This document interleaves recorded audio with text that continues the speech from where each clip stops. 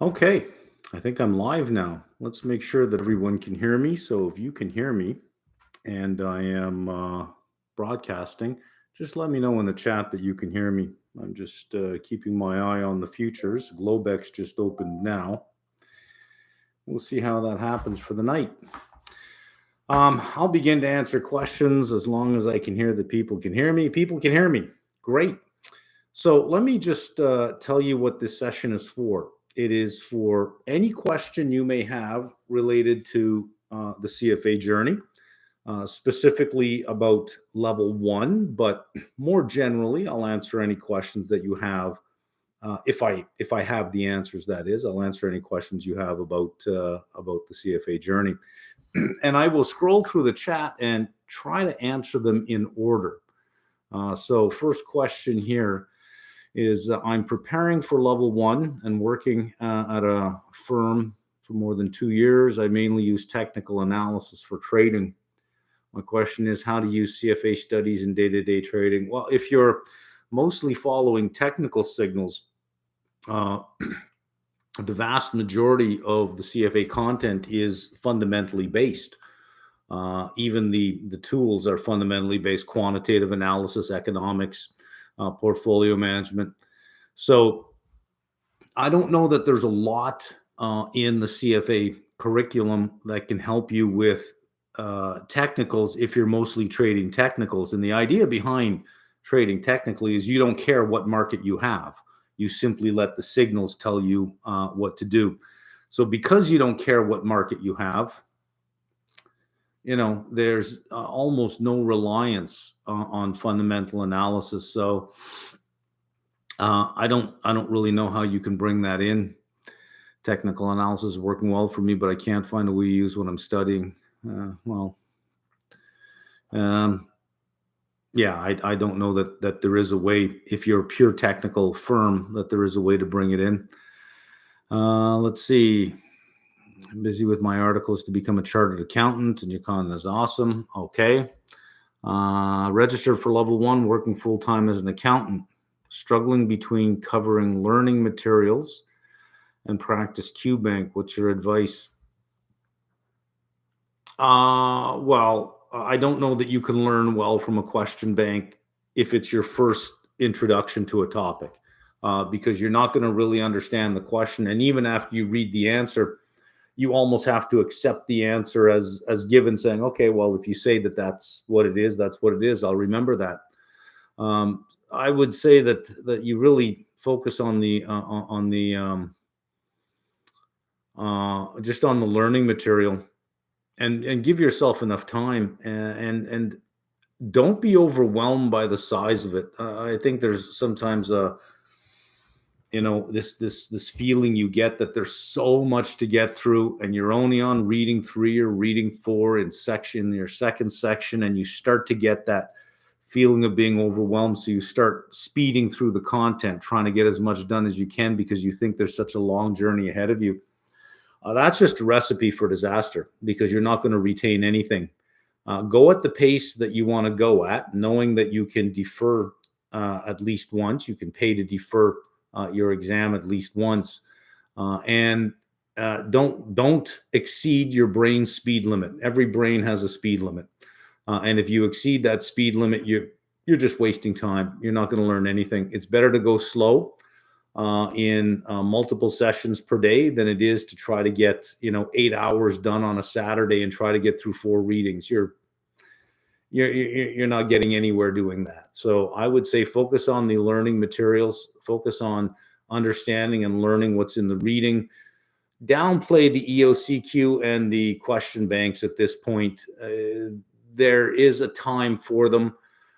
Question banks are more a formative assessment, meaning it helps you learn.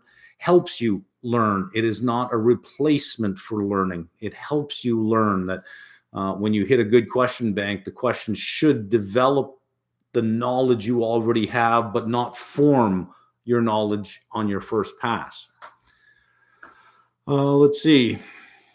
How would you spend the last 30 days before the exam date?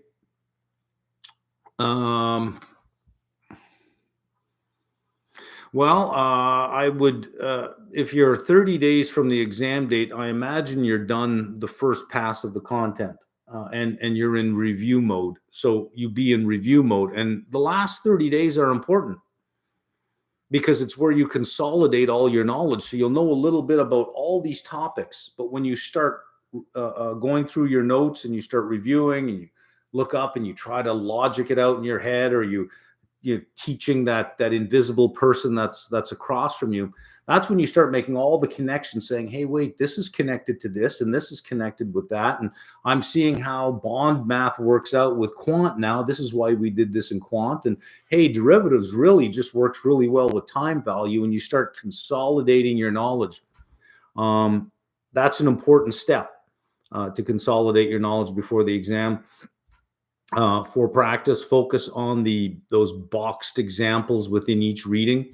Those are very good. And the mock exams, and try to do them within the time limit given, and then debrief after. Where am I weak? And whenever I am preparing for something, I always follow the strategy of picking up from the bottom. That if there's 6 chapters for an exam, I remember my university days, and I'm going through some of the end of chapter questions, because every textbook has end of chapter questions. Wherever I feel that I'm hitting a roadblock, well, that's where I got to focus. I pick up from the bottom. My weakest sections, I work on, because if I'm at a 90% in a section, getting from 90 to 95 is hard. But in another section, going from 60 to 70 is much easier to grab those extra points on those sections that you're sort of lower on. I'm scheduled to sit in May. However, I was met with an accident earlier in the year and was wondering if I should defer my exam to the next exam cycle. Well, that's a call for you, right? If you feel that you're not going to be prepared anyways, if you feel that this is, it's not going to be the performance that you want to give, or you are going into the exam thinking, well, I might squeak by, but I haven't learned it the way I like to learn things, then yeah, so certainly defer. There's no harm in doing that. I have 40% exam material covered first time reading. Oh, 40%. That's a continuation from your and your schedule for May, and you're only at 40% covered. That's tight. That's tight, because the exams start mid-May, May 15th, May 16th. So you really have 6-7 weeks to get the other 60% done. I'm not saying you can't do it. It's just, I don't know that you would consolidate the information internally in a way that would support your move to level 2 and level 3. So you may want to consider deferring. Hey, listen, life happens to people. I mean, we can make plans about what we want to do, and life happens. I think it was in a John Lennon song, or John Lennon said, life is what happens to us when we're busy making plans. So you have to account for that and roll with it. I'm writing in August for level 1. Is there value in the new question pack released by CFA? Is that available now? I thought that was for 2024. I don't know if it's available now. Already have your full package for level 1. Are you putting out something similar? Probably not. I think it is more useful for CFAI to focus on more mock exams and more question banks. The questions, I'm told from the people I know internally, is that those who are writing questions for the mock exams do not know if their question is going to go to a question bank or a mock exam. They don't know. So they're all written by the same process, and then you only need so many for the question bank for the mock exams that you end up with all these extras. Well, that's what it goes in. So it could easily have been in a mock exam. So when they say that it's mock exam difficulty, only they would know that. That's a disadvantage all providers have, myself included, is that we don't get to see the questions on the exam. So we can't benchmark our mock exams, the level of difficulty, with what the actual exam is. You can rely on, if you wrote the exam 5 years ago, this is the type of questions you'd expect to see. So if I'm writing questions, does it line up with an experience I had? But when you're writing, you write with a different focus than when you're answering questions. So no provider can really say, yeah, mine are just like the exam. Only CFAI can say that, and they say that their question bank is on par with it. If it is available, listen, $299, you're getting, what is it, 6 mock exams and 1,000 questions. You have other providers that are selling each mock exam for $100. I know of a couple out there that sell you one mock exam for $100, which I think is, well, you don't want to know what I think about that. I think it's totally uncompassionate to sell at that price, but it's what they can extract from you, right? So yeah, I think it is. I haven't heard any feedback at all. If they are available, I haven't heard any feedback on them, so I can't give any more any real opinion based on any kind of feedback. Let's see. Giving level 1 attempt again. Last time I was left out in alternative analysis, but this time I'm working full-time as well. I'm attempting in May. Haven't been able to finish syllable yet. Any tips? Well, you have to, at this point, you're doing it again. You're attempting again. You haven't finished the syllabus. You should have recognized the first time around how big level 1 is. It's not deep, but it's big, right? It's wide. And you underestimated it again. So, at this point, I would say you probably have to have a serious conversation with yourself about your priorities and what's more important to you. And, I liken it to, the sacrifice that you have to make. Listen, all religions have the sacrifice story, right? You sacrifice something and God answers your prayers. Well, the modern day version of it, without bringing God into it, is you can have anything you want. What are you willing to sacrifice? The clubs, the weekends? What is it that you're willing to sacrifice for the next 7-8 weeks to get there? How important is this to you? That's what I mean by reevaluate your priorities, or have a conversation with yourself about what's important. Because if it is your second attempt, you're saying again, I'm giving level 1 attempt again, and I'm still not done the content, means you didn't get it the first time around, that you really need the time for it. So yeah, this is a time for a big, long personal conversation with yourself. As an engineer looking to get into the business and finance field, which is more beneficial, MBA or CFA? Well, you're saying the business and finance field, MBA or CFA. I don't know that's an either or question. I think having taught at the MBA level and the executive MBA, I can tell you executive MBAs get a lot more out of the content than MBAs. So direct entry, I finished my undergrad, I'm going to go do my master's. For students, it's really just more studying from a book. There's no real world that they can extract from it, because they don't come to the class with real world questions in their head looking for answers.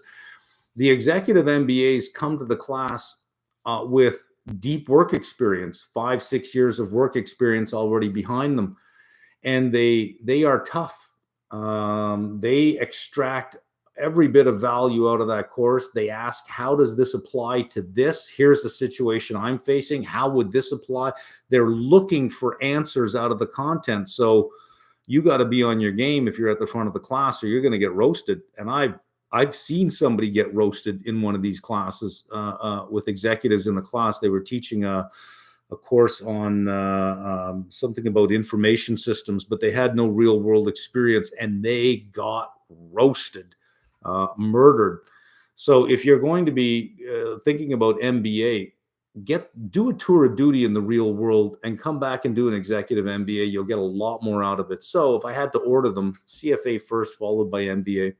MBA is management stuff. If you want to be promotable, stick an MBA behind your name. But I don't know about the direct entry on MBA. I don't think there should be direct entry, to be honest with you. I'm deferring because I'm a month behind.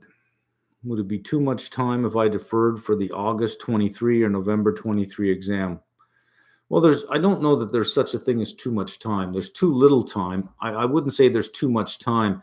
Where I would say there's too much time is if you fall into the trap of thinking, oh, I've got all this time, and you think, well, I can take a month off.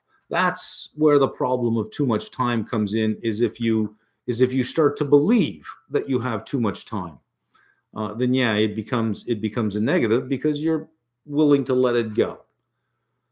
So if you think 45 minutes a day isn't very much, well, then there's no such thing as too much time. 45 minutes a day is you could use that for 9 months. But if you think, well, I'll wait a month and then 2 months before the exam, I'll do 3 hours a day. Wow, you'll be in the same position that you're in now, thinking, well, I'm a month behind, I should defer.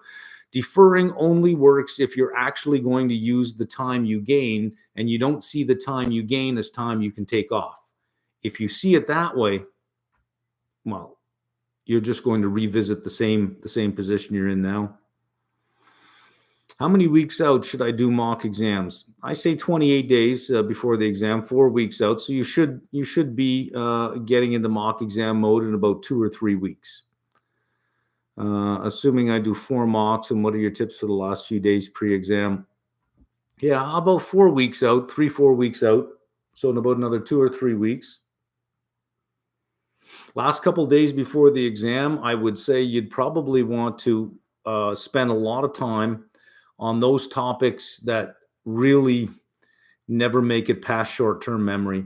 That's ethics. Unless you work with ethics every day, it's hard to get that past short-term memory, because it's not intuitive. It's not something where you suddenly it snaps into place and you go, oh, I get it now. And then, like a math problem or an algebra problem where you finally get the whole structure of something, or like calculus where I get the derivative now.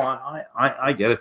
It's just a lot of facts that you got to remember that sometimes aren't intuitive. So the last few days before the exam, I think that's what I would be doing, is saying, well, whatever belongs in short-term memory, this is the time for it. When will the 2024 exam be available on your website? We can't release our content until CFAI allows registration for it, and that's May 16th. However, for level 1, we will be releasing the level 1 plus 2024 CFA level 1 plus package, which includes the applied series, which means you will get access to the applied series right away. And on May 16th, all the level 1 content will turn on as soon as we can allow it to turn on. How hard is level 1 for someone with a bachelor's degree in finance and an MBA? Not hard at all. What makes level 1 hard is not the depth or difficulty of the content.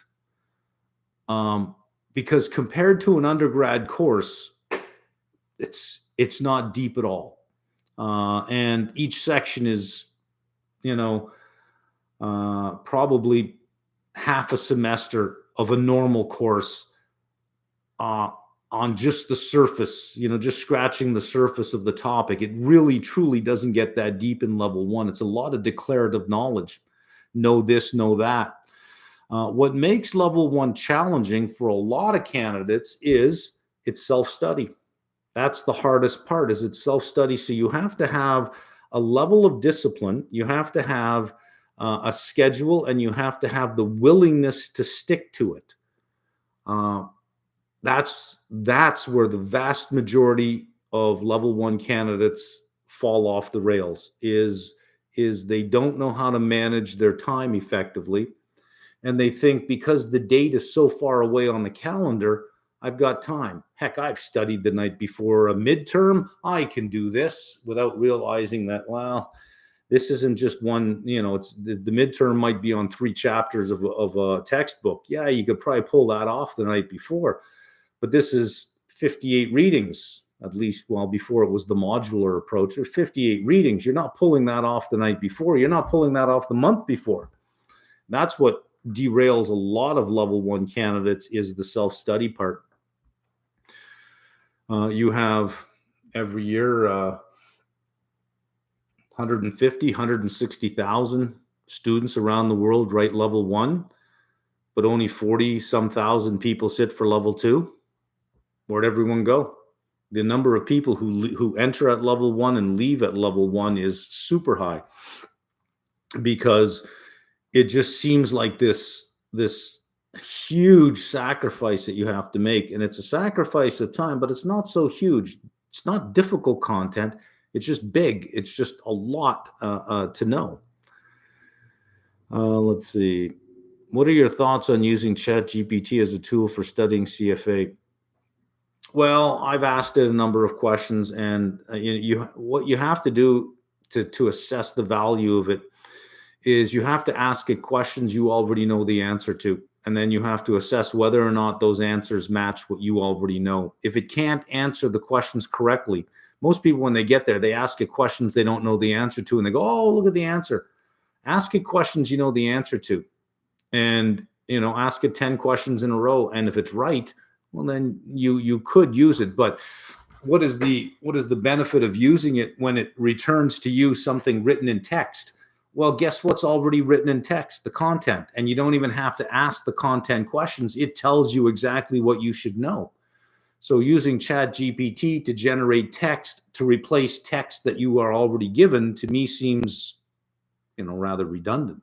Why would you do that? So I don't know. I don't know. You've got a lot of structured content already. If the content were messy and unstructured, maybe ChatGPT could be used to provide structure, but you already have the structure. How do we best review for level 1 exam? When missing some practice questions, I refer to my notes, and the answer is there. I built a large Notion and writing notes in questions form sitting for May. Well, when you miss a question, you refer to your notes, the answer is there. It's unless, as you're going through the review process, as I said earlier, that begins the process of consolidating all of that knowledge that feels like it's all in silos. Like, okay, here's quant, here's economics, here's this, here's that. When you start reviewing, you start to see the connections across all of the sections, and it really consolidates the knowledge that you have. So, once you start with it, it feels like, you're forgetting so much. But as I say, as that consolidation process begins, everything tightens up. So as you go from 4 weeks out to 3 weeks to 2 weeks, you'll notice it all coming together. But it can't come together unless you put it in your head, first of all. So you do have to go through the process of getting it in your head. And then once you go through it linearly, it seems like it's all disjointed, and each one seems like a silo till you start reviewing, and it really starts to come together. Let's see. I lost the last question.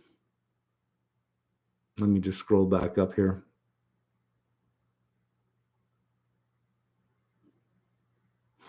I am taking level 1 exam next May. Lots of time. I don't think you can register for that until August if you're taking level 1 next May. And within the next 6 days or so, I've gone through the entire curriculum. And within the next 6 days or so, I will have gone through the entire curriculum. I allowed myself 45 days for review.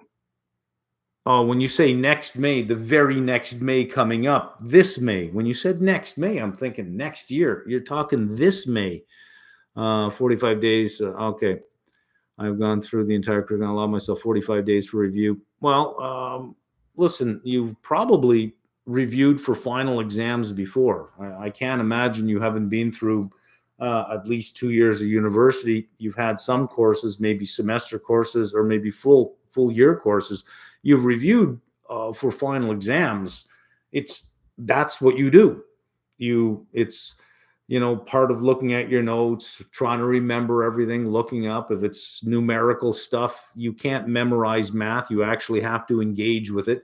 So doing specific problems associated with that. I find that if you don't understand something very well, pretend there's an invisible person across from you and explain it to them like they've never heard it before. And when you start talking to yourself, not in your head, but try it out loud, start explaining it like you're explaining to somebody, you'll see that these things really start to fall into place. Another great thing you can do is answer open-ended questions. So Reddit, for example, some people will go on and say, well, what is this? What is that? How do you get this? If you can answer those open-ended questions, you will never learn more than when you teach someone else. On our site, if you look down the left menu, you'll see a menu item called unanswered questions. These are all the unanswered questions that are available on the site. You click on that, drop down the section you're preparing for, or you think that you know, and you'll get a list of maybe 40, 50 questions from all the readings in that section of questions that are unanswered. There you go, open-ended questions. It's like somebody throwing a whole bunch of questions at you, quizzing you in front of the exam. What's the difference between this and that? What's this? What's that? It's already on our site. We have so much user-generated questions that if you need somebody to quiz you, we got that. We got that in spades. So just click on that and spend an hour or two. Believe me, you will never ever learn more about something than when you try to teach somebody else, because it will uncover what you don't know as well.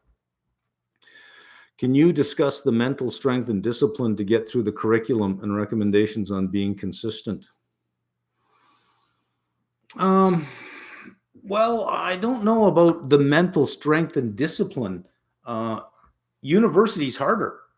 What makes the CFA, what makes it hard is it's self-study and it's big, and there's no assignments or midterms along the way. There's only one exam at the very end. So I don't know that it requires a lot of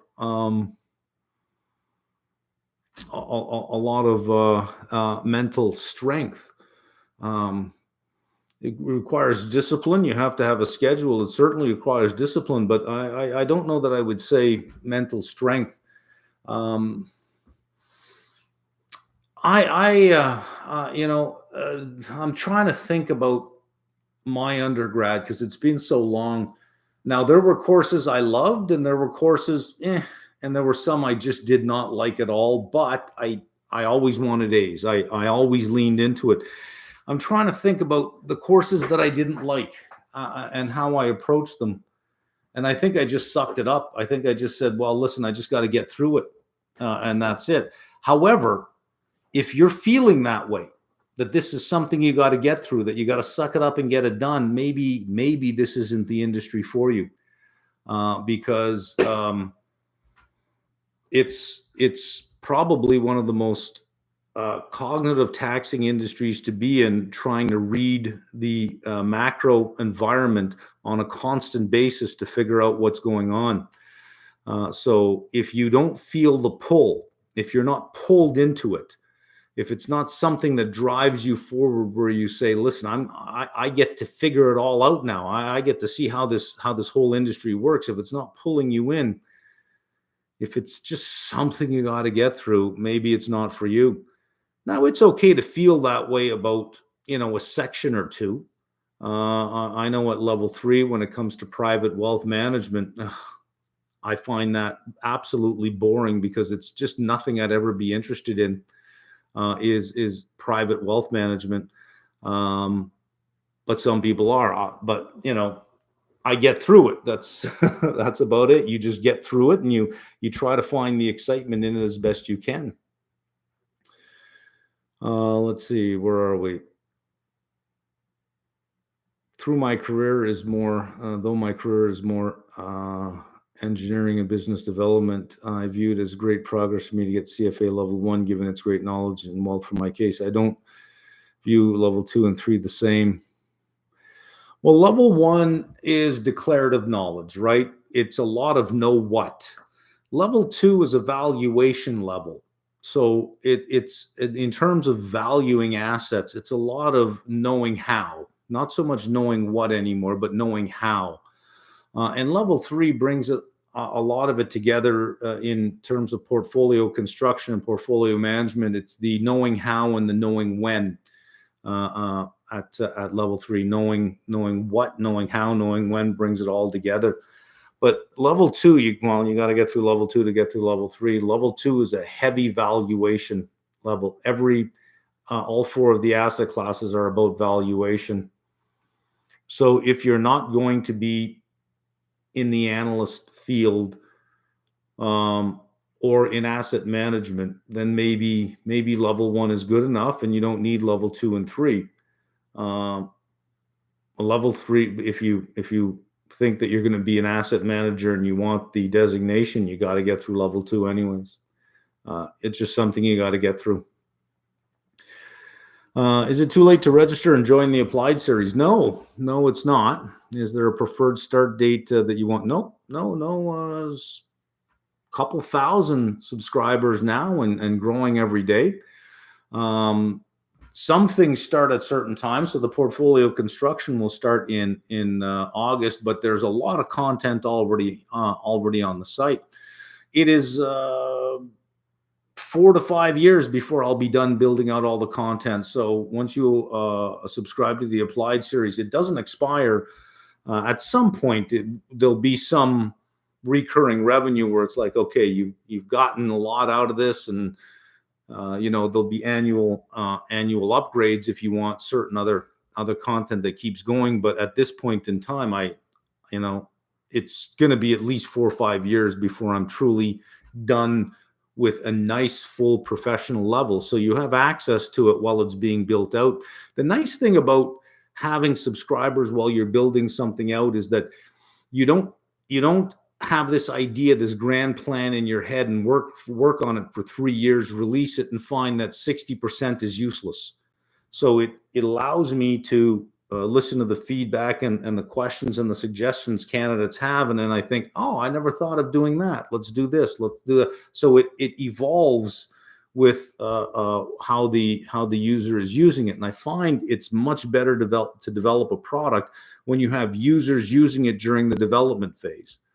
So that's a nice thing about the applied series, is it's not that expensive and there is no expiration for it at this point in time. Let's see. I will get my level results tomorrow. Well, tomorrow, it's Sunday. I believe the results are the 28th, which is Tuesday, unless you're in a place where it's already Monday. Then yes, you'll get it tomorrow. But it's Tuesday at 9 a.m., which is 37 hours from now. So yeah, in 37 hours. Do you recommend that I review level 1 derivatives and fixed income before I start studying level 2? Level 1 derivatives may help you for level 2 derivatives, yes. Level 1 fixed income isn't going to help you much for level 2 fixed income because it goes into some other things. But on the site, if you, let's see, where are we here? Let me click on CFA. And let's click level 1. If you select level 1, like if you just click CFA, then there's a drop-down menu. You can select, let's select level 2. You select the level 2 packages. If you scroll all the way down in orange, you'll see some writing that says how current level references previous level. If you click on that, it'll give you a grid.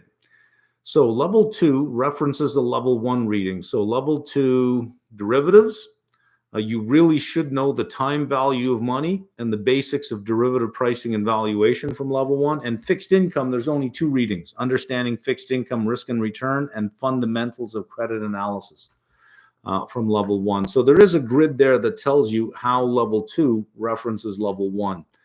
My recommendation on that kind of thing is, don't review ahead of time, review opportunistically. So as you're going through level 2 derivatives, you say, okay, I'm lost here. Then go back and review level 1 and come back to level 2.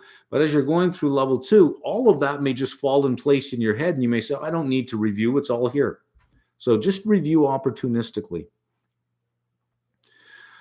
Just gave my level 1 in February through your lectures. Results to be declared 2 days. Yeah. Should I start my prep for level 2 or review level 1 before jumping in? Well, I've answered that already, right? Will I be able to sit for the level 3 exam even if I don't have work experience at a finance-related firm? Yes, you will. You just can't get the charter until you have the work experience. Do you think large language modules such as ChatGPT should be used to help study and review? I've already answered that. You know, for that you've really got to figure it out for yourself. I have found that it can't answer higher order questions. So questions of an and, describe A and B, which is the intersection set. It'll either describe A or it'll describe B, but I feel it has a hard time describing A and B. So it still has problems with that, but I haven't tried version 4 yet. Apparently, it's gotten better at version 4. Do you think the 70% correctness benchmark across each section will still earn a passing score given current pass rates? 70% correctness benchmark. You mean for level 1, the minimum passing score? You don't need 70% in each section. You just need a combined score that is greater than the minimum passing score. And it is believed at level 1 that the minimum passing score is around 70%. No one really knows, but you can sort of guess and extrapolate if you have enough results. But to get to the 70%, to get to what the MPS is, you would need enough results of people who passed and people who failed with a distribution in there to try to, get as close as you can. Some people think they can, but 70 will still earn a passing score given the current pass rates. Yes, if you beat the minimum passing score, you pass. What is keeping down the MPS or the pass rate, again, if you think historically, a pass rate in the mid 40s was where CFAI was before the pandemic. And the pandemic allowed candidates to defer, and you can still defer. I'm going to go ahead and make a hypothesis here that it is those who defer that end up scoring lower. I've seen this in my own classes. The last institution I was at had an open we believe the student policy about being sick for the final exam. So all you had to say is I was sick, and you get to rewrite a different version of the final exam, but you rewrote it. So every professor knew, well, we got to write 2 exams because you're going to have sick people because you're giving them permission to be sick now. And it was about 19, mine was about 19% of students were sick. So it was either they're lying or this generation is a very fragile generation health-wise. If that many people are sick, it's a very fragile generation health-wise. However, I will say this, by giving the student permission to be sick, we saved a whole bunch of grandparents' lives because their grandparents didn't die. Grandmother or grandfather didn't die. So we ended up saving a whole bunch of grandparents, but ended up creating a generation of sick students because, well, so what do you think is going on? Turns out that these students who bought themselves more time, they were C students and D students to begin with. It never helped them. It just, because they continued with the same behavior for the next one, they go, oh, well, I can't defer this one. I guess I got to write this one. So when you look at the class average, if you broke it out saying, here's the class average of those who were ready and prepared to write the exam. Here's the average of those who were sick, who then wrote the exam later. And when you combine them together, it does this, right? So it wouldn't surprise me if those candidates who chose to defer and would just fall into the same pattern. And, in my whole university career, I don't think I've ever had an A student who was sick or had a grandparent die during the exam season. But the C students, my God, the grandparents just fall off the cliff like nothing else. If you're a C student, think of your grandparents. I mean, you're killing them.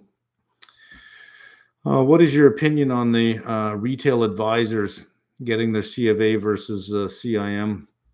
Well, CFA really is for, two sides of it. The analyst side, because it is the chartered financial analyst. And part of, when you do your tour of duty as an analyst, you move on to asset management because it's believed that you are a better selector of particular assets for a portfolio. So if you're not going to manage assets and you're not going to analyze securities in any way, if you're going to manage relationships and you're bringing people into a firm, and then there are other people who then determine the asset allocation, there are external managers who manage the portfolios, and you're just managing the relationship, probably overkill. The CFA, probably overkill, yeah. I got to get closer here because the writing seems, I got a big screen, but it's way across my desk. So if you see me leaning in, it's because I can't read the small writing. I feel I'm rushing a little bit all the reading. So I have about 2 months of practice questions. Do you think it's good or bad method? Practice questions, I think, just get way too much stress.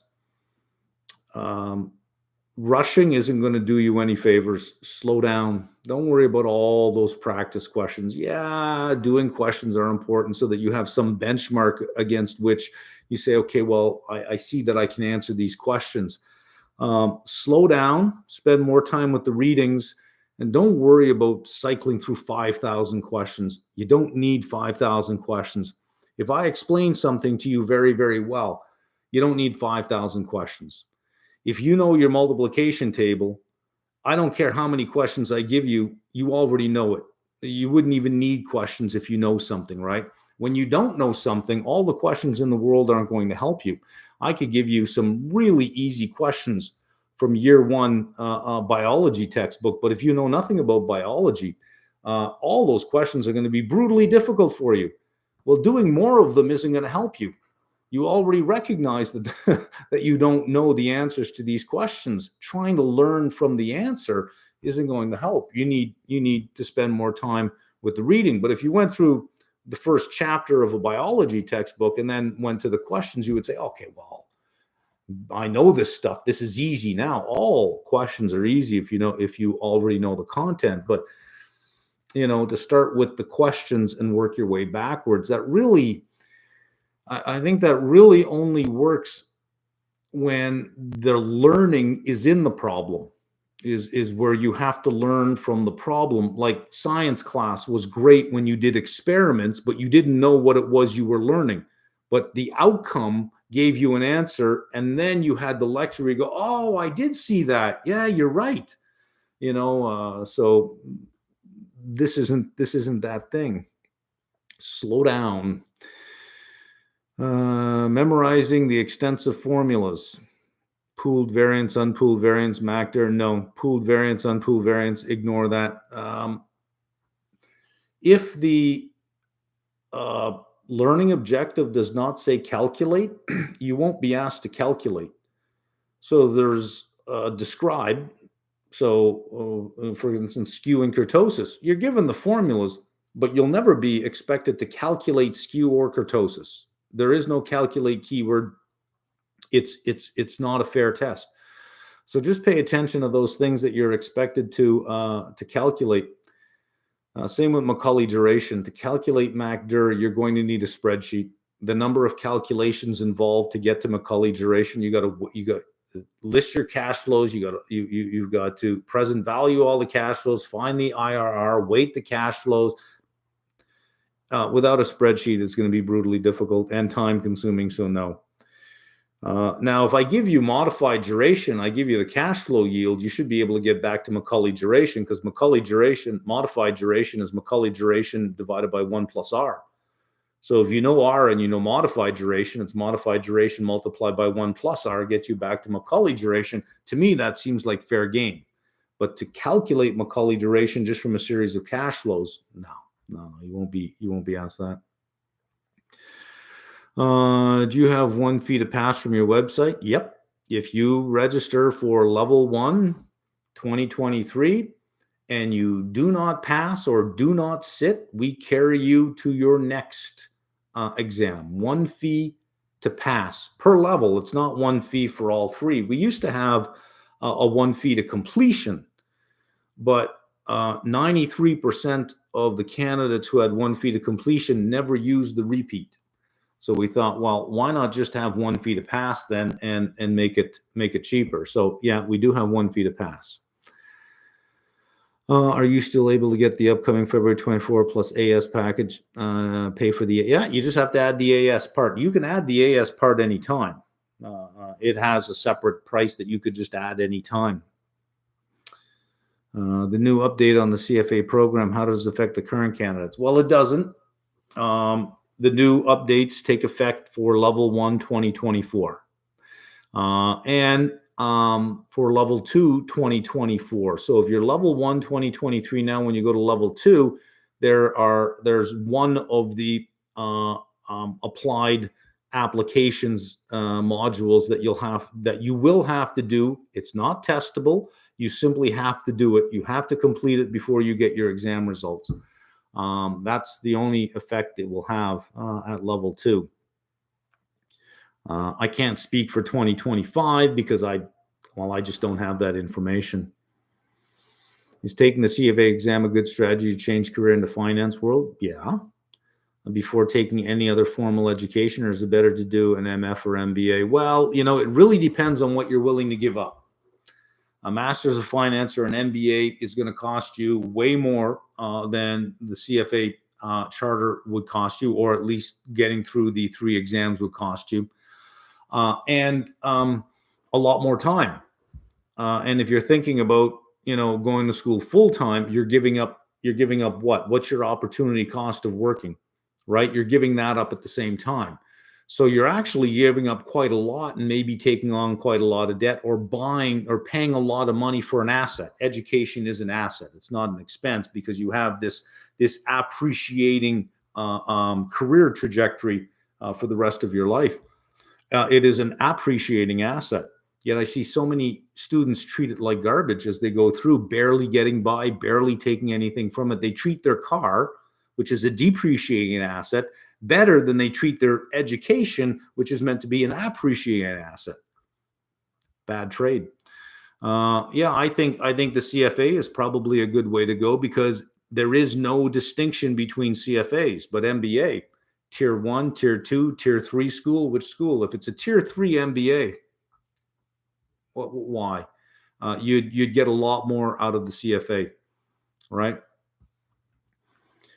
Will your website allow to get the February 24 AS package if you haven't yet registered for the CFA exam? Yeah, because what will happen is you will get, if you take the level 1 2024 package, all you'll get in it is the applied series to start. On May 16th, you will then have access to the to February level 1 exam. By that time, you would have registered. So the on the 16th, when you can register, there it is. It's already done for you.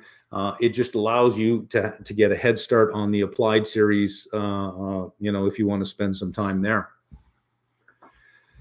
I'm currently working at a small RIA with 150 million of assets under management. As I progress through the CFA, should I get experience as a big name investment bank, or is it okay for me to stay where I am? I don't know that you would get more from a large bank, because the bigger you go, the more there is division of labor, and you see a smaller and smaller and smaller slice of the whole picture.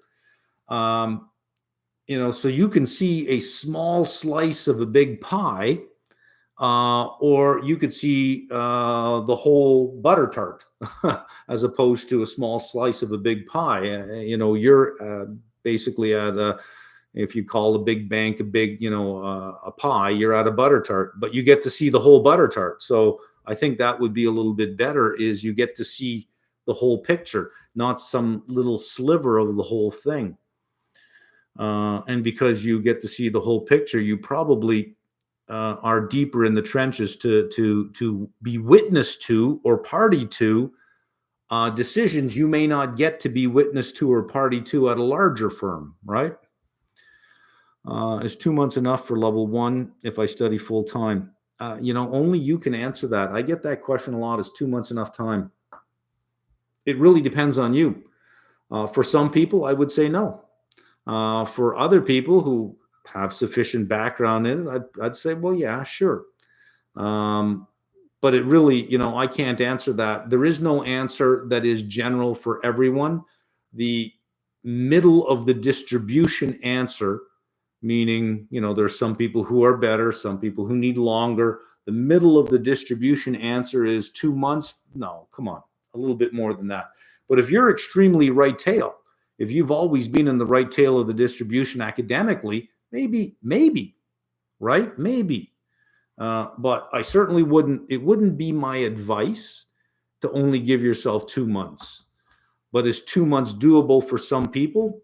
Yeah, I've heard some people saying I started 3 weeks before and I passed. Well, you can take that with a grain of salt. Was it 3 weeks or was it 6 weeks? And did you already have a degree in finance when you started?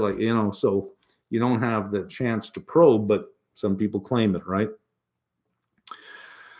Let's see. Level 1 equity valuation, enterprise value, market value minus cash minus shares. I'm confused because sometimes you additionally add. I don't want to. I'm not going to do content questions because there's just so many other. If I don't understand the question, I have to ask for a clarification. Then I have to scroll up, scroll down, scroll up. This is really an information session about the levels as opposed to content being content. And when you say, and what I try to avoid are things like I heard, I read, I saw somewhere. This says this, but I saw this over here. Well, where did you see it? Who wrote it? Now I have to take your word for it. That is what you saw. That you saw it at a valid place. That if you did see it, you understood it to be that there wasn't some question, some part of the question set up that did allow for a variation. There's just so much that I would have to accept in questions of I heard, I read, I saw somewhere. What is the religion you started? The religion I started. Level 2 is coming up in May. Would you be able to do the same for level 2? Well, next Sunday is level 3. Because the registration is coming up in May.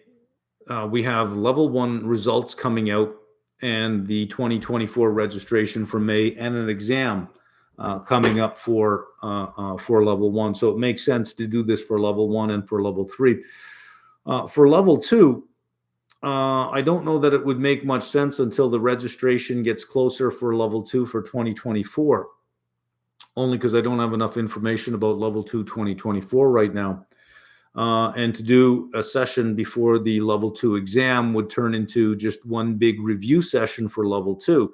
If you are a subscriber on our site, you'll notice that we have a whole bunch of office hours coming up for level 2. You just click on the left menu, click on office hours for level 2 and scroll down.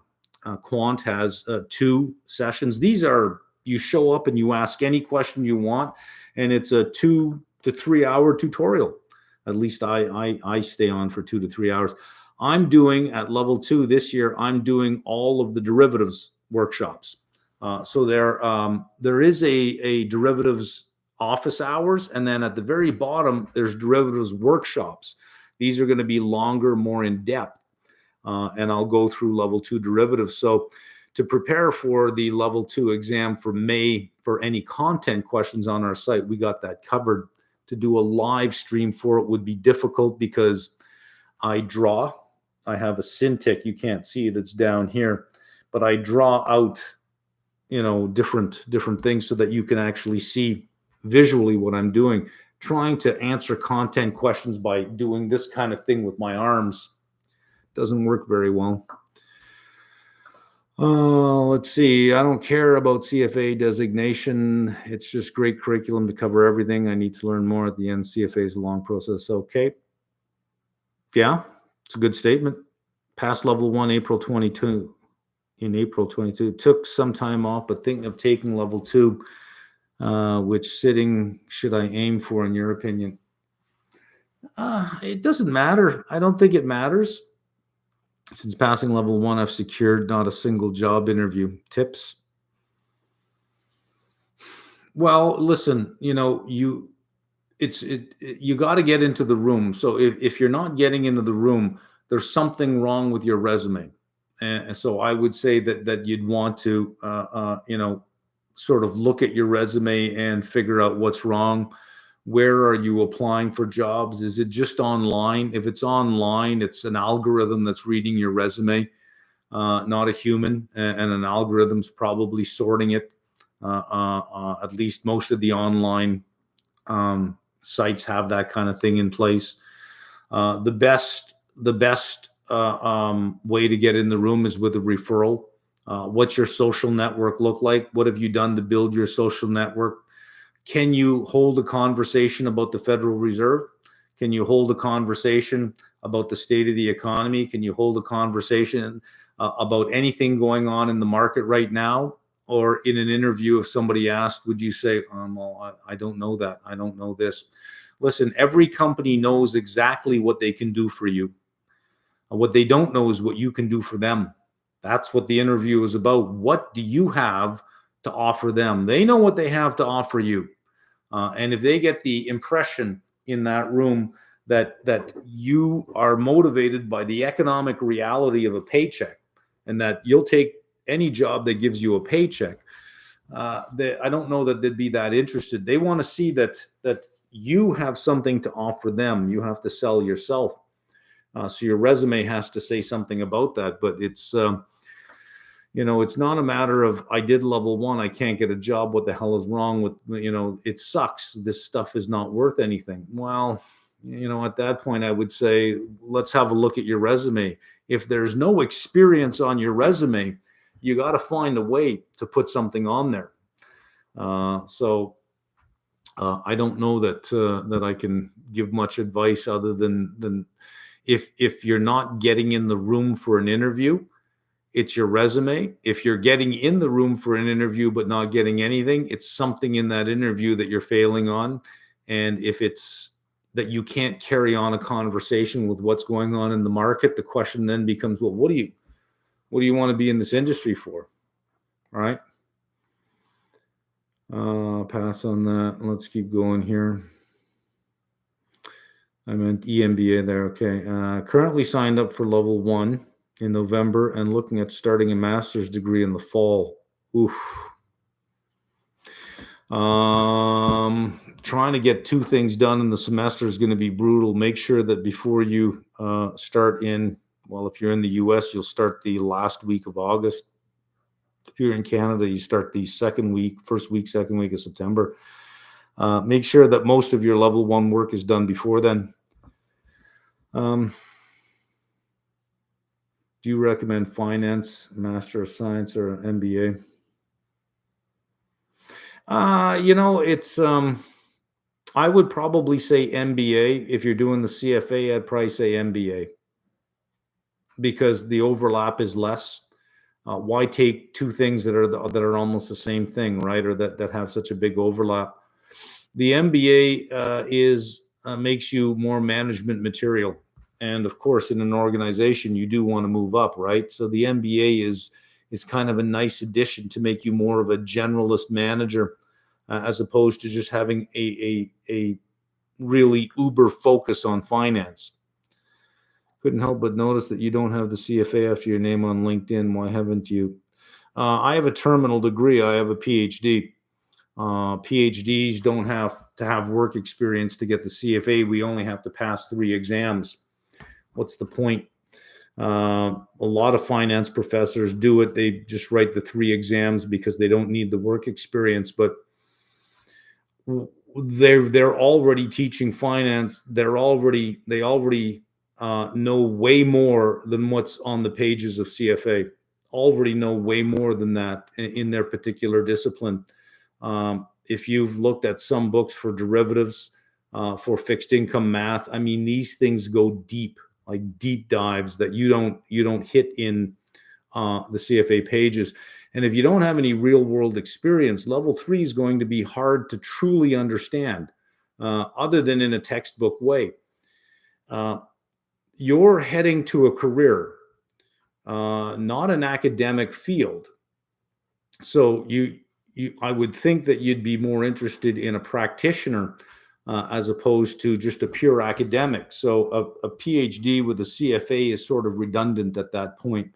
I think what is more important is the PhD gives you a good understanding of the philosophy of the knowledge that you're teaching, how that knowledge came to be, so that you understand the structure of the knowledge, not just the content. You understand the content, but you also understand the structure of it.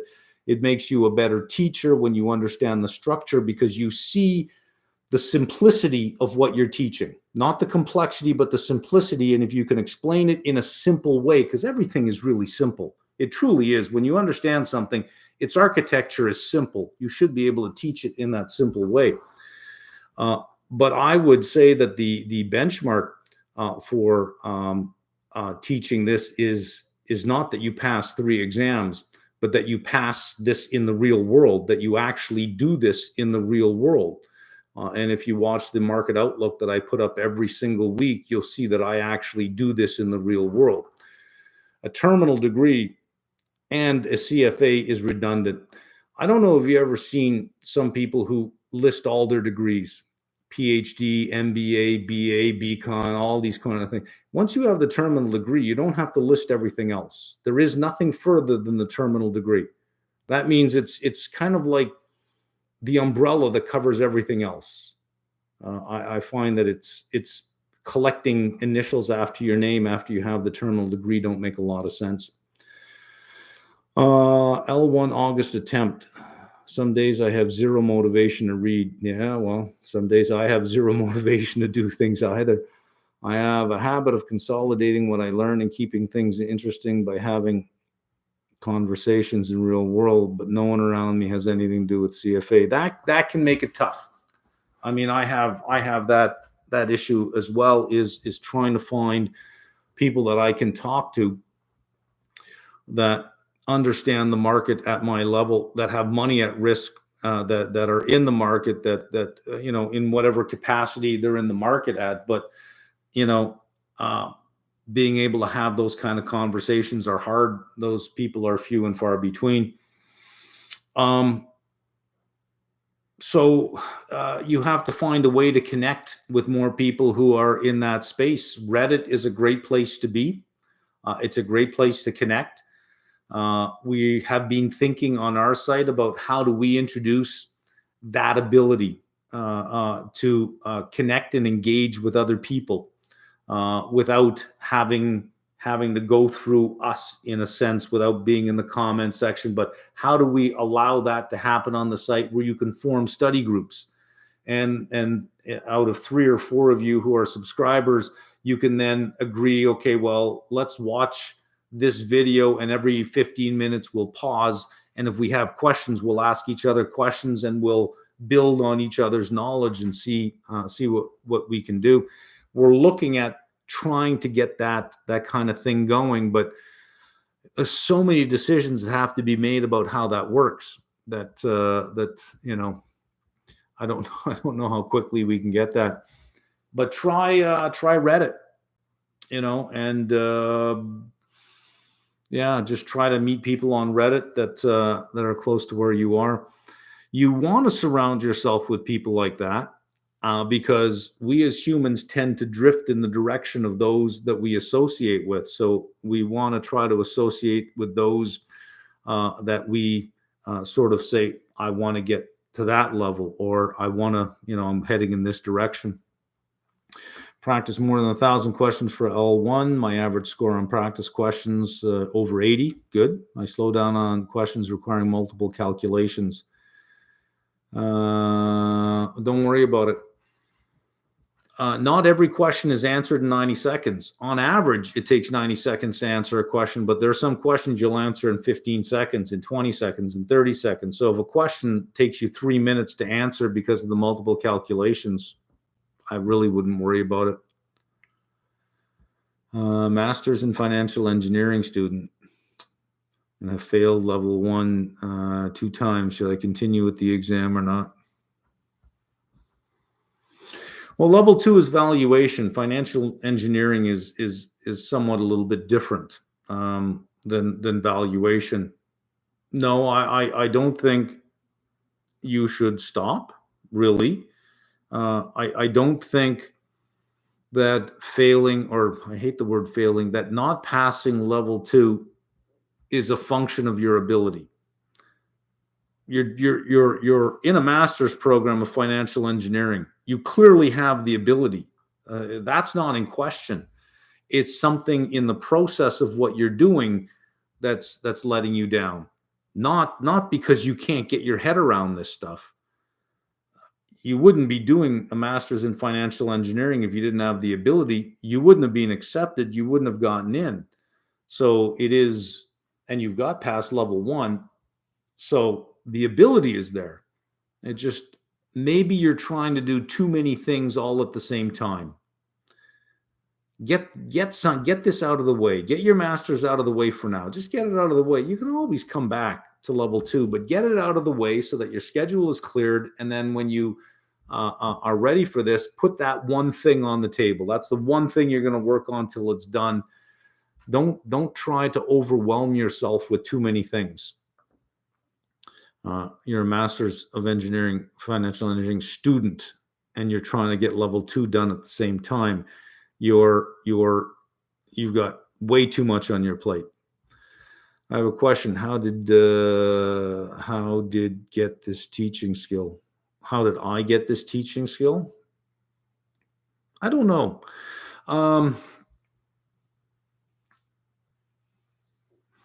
I was a tutor all through university. When I was an MBA master's student, I was a graduate assistant. And then the PhD really, I think, I always was a good tutor in the sense that I could make a living in university tutoring. I actually had a pretty decent income doing that. The PhD, I think, really helped a lot because it helped you understand the structure of everything and how something becomes knowledge and the assumptions that are made in getting to that. Not only that, it sort of gave you a perspective on why some things are taught the way they are, even though they're not real. It is a good device to use as understanding the gap between a perfect form and where you are, that there's so much information in that gap, as opposed to trying to describe where you are. It's sometimes better to describe your deviation from a perfect form. So a PhD has a lot of the philosophy of knowledge that you have to go through as well. And I think it was that process really that simplified the whole view of this body of knowledge that you're doing. It broke it down and it simplified it, and you saw the whole architecture of the field. And you don't see it all at once. You work with it and work with it, and one day you just wake up and everything clears away, and you just see how everything is sort of hanging together, and it all just makes sense. And it's when everything falls into place that it's so obvious. It's, my God, it's so simple. And that's, it takes years of working with something to get to that level. But I think that you had to have the ability to communicate well. I think you have to be engaging. I think some of my best professors were that I think back were storytellers. They didn't just list facts. They told stories around a list of facts that drew you in. I'll tell you a story about the change for me. I was always a numbers student. And I didn't really care about any meaning behind them. They were easy A's. Give me a course with numbers and it's an easy A. I could just see the numbers: economics, finance, accounting, easy A's. Operations, research, calculus, any of that stuff, super easy A's. So I could goose my grade point average by staying with these courses. But you got to take a social science, you got to take a science course, a humanities course. So for my humanities, I took history of the 20th century. I can't even remember the professor's name, to be honest with you. But my God, did he make that come alive? Like, he didn't teach from the book. You went into class and he just started telling a story. And it was like a mini movie documentary, and you're on the edge of your seat listening to him, and you know what happened next, but you're thinking, well, what happened next? And he would bring in references from literature at the time. And if you read this poem and this line right here was referring to this historical event, and everything just came to life, and it was so inspiring. That changed me as a student dramatically. Suddenly, numbers had no meaning anymore, and I thought, I need more meaning. So that was my real exploration into literature, into philosophy, into all of these different fields, while still keeping my North Star, which was that I always felt that I was going to be in accounting, finance, economics somewhere. I didn't know where, but somewhere in there. But I just started exploring after that, and it turned me on to knowledge in a way that never had before, that I never thought would ever happen. And thank God I went through that class. And I honestly can't even remember who it was. That seems rather surprising for somebody who so dramatically changed the trajectory by just bouncing off a stranger, changing the trajectory of your life so dramatically. You'd think you'd remember the guy's name, for God's sake, but I can't remember his name. But from there, it showed me what a great teacher is somebody that can tell a story and light this fire under you, and just make you want to embrace more. You needed more, you wanted to get more, you couldn't get enough. And it didn't take much after that before you find the proper ingredients for a teacher is you must be engaging. It's on you to be engaging, and you must be inspirational. You have to light fires under people. You have to make them come alive. And you can't do that by wagging your finger and saying, you got to study, you got to do this, you got to do that. They have to want to do it. So you can push them into it, or you can pull them towards you by being a shining light. And that's what education really is it's just a shining light that illuminates the way. Which way you're going to go, you got to figure that out on your own. But the brighter that you can shine, the more paths you can illuminate. That's really what it's about, right? So I don't know that many professors actually get there, to be honest, because I've had some really shitty professors in my undergrad. Courses you would take that you think this will be exciting until you meet the professor, and he beats all the fun out of the course. He beats all the excitement out of the material to the point that you never, ever want to take this course or anything like this ever again. Not because you weren't interested in the material, but because the professor beat it out of you, took everything out of the course, and just ended up making it so bloody boring. Oh, there's geology. My God, there was geology. And HR. Holy Jesus Christ. I don't know that I've ever been more bored in my life than in HR. And it was a required course, and it was brutal to get through. It was so bloody boring. Dear God, it was boring. Sorry for any HR fans out there, but if you want to meet some of the most boring people in the world, just walk down to your HR department. Dear God, have a conversation with them. You can't. You simply can't. Let's see, where'd we leave off? Currently registered with you for level 1 in November. However, looking at also starting a master's in the fall. Okay, already did that. I have a BA in econ and halfway through MBA in finance. Do you think I have enough background to build on in the remaining time left for CFA level 1 in August, just starting now? I don't like this idea of being through a full-time master's program and trying to do this at the same time, because you're going to shortchange each one. You're not going to extract all the value out of one.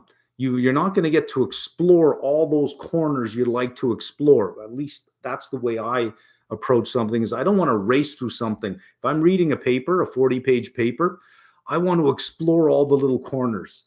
I want to go to the references and follow the references. I want time with this thing. I don't want to race through it just to check a box saying I did this. What's the point of collecting a bunch of credentials if most of the knowledge just slips away out of your head and you can't actually apply it when you get out there? Slow down. The journey is long and it's rich and it's exciting. Don't focus so much on the destination. Focus on the journey that you're on and try to minimize the load you carry on these journeys, because you're going to miss the pathway because you've got so much going on and so much to do that it will just the sheer weight of it will crush you.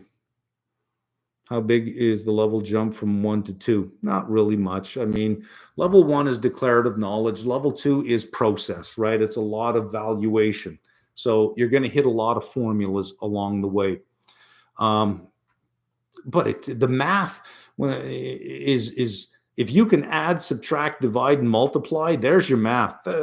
That's as hard as it gets. Really, there's no calculus or higher level math than that. It's very simple. It's not even math, it's arithmetic, to be honest with you. So it's not that much of a jump. Due to the curriculum change, should just wait for level 1 February 24 until November 23. If you're not in a hurry and you want to catch the 2024, sure. You can register that for May 16th, and I would not wait till October to register. If you want to sit for February 2024 and you know you're going to register, why not take the lower price? Why not register before the deadline date? Why not give yourself as much time with the content as you can, right? So May 16th. What tips do you give someone who has the discipline issue as their biggest obstacle during level 1? Well, you can use I can remember back in the .com days, there was a website where you could bet on your score, on your grade in a course. I forget. I don't know if this is still around, but you could bet $100 or something like that. And if you got an A, you'd double your money. You get $100 back. And the thinking was that most of the people aren't going to make it, are never going to get to where they said, so that they would end up making money on this. But the other side of it is, if you have something to lose, you're more motivated. So sometimes giving yourself something to lose can keep you motivated. So for instance, if you have a New Year's resolution, let's say to lose 50 pounds over the course of the year, don't keep it to yourself. Tell a whole bunch of people. Because if you don't make it, then you failed in front of a whole bunch of people's eyes. A more powerful way is give somebody $1,000 and say, if I don't lose 50 pounds this year, you keep the $1,000. If I do make it, you give it back to me. Now you have something to lose. So if you find that you have these kind of issues with commitment, then you have to make commitment expensive. You have to find a way that if you don't commit, you actually lose. Because what are you going to lose if you don't do this right? You lose the money that you paid for the exam. That might not be enough. Maybe there's a penalty per week that you have to suffer, or maybe you can't. You can only on the weekends, if you like the clubs, you can only go out on the weekends for 1 hour for every 2 hours you study that week. So if you only studied 4 hours, well, you can only go out Friday night from 10 to 12, and then you got to get the hell out of there. And you can't go out Saturday night because you haven't earned it. So maybe find a way or some process in which you earn some of your entertainment, because entertainment doesn't add value to you. I mean, okay, it's fun, it's great when you're young, yeah, entertain yourself, but it doesn't move you forward in life.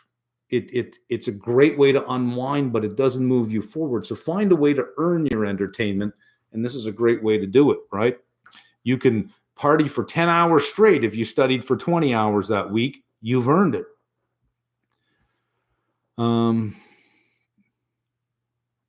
Let's see. 2 questions. Currently registered with you for the November level 1. However, if I was to need to defer, would I need to know the applied course? Would I need also, would you, if you need to defer, you don't need to know the applied course. The CFA applications, you have to do one of those. If you're going to defer to 2024, suddenly you are committing to having to do one of those. Yes. MBA or MSc, I think I already answered that one. Wondering what you think. Oh, I just lost the questions here. Where was I?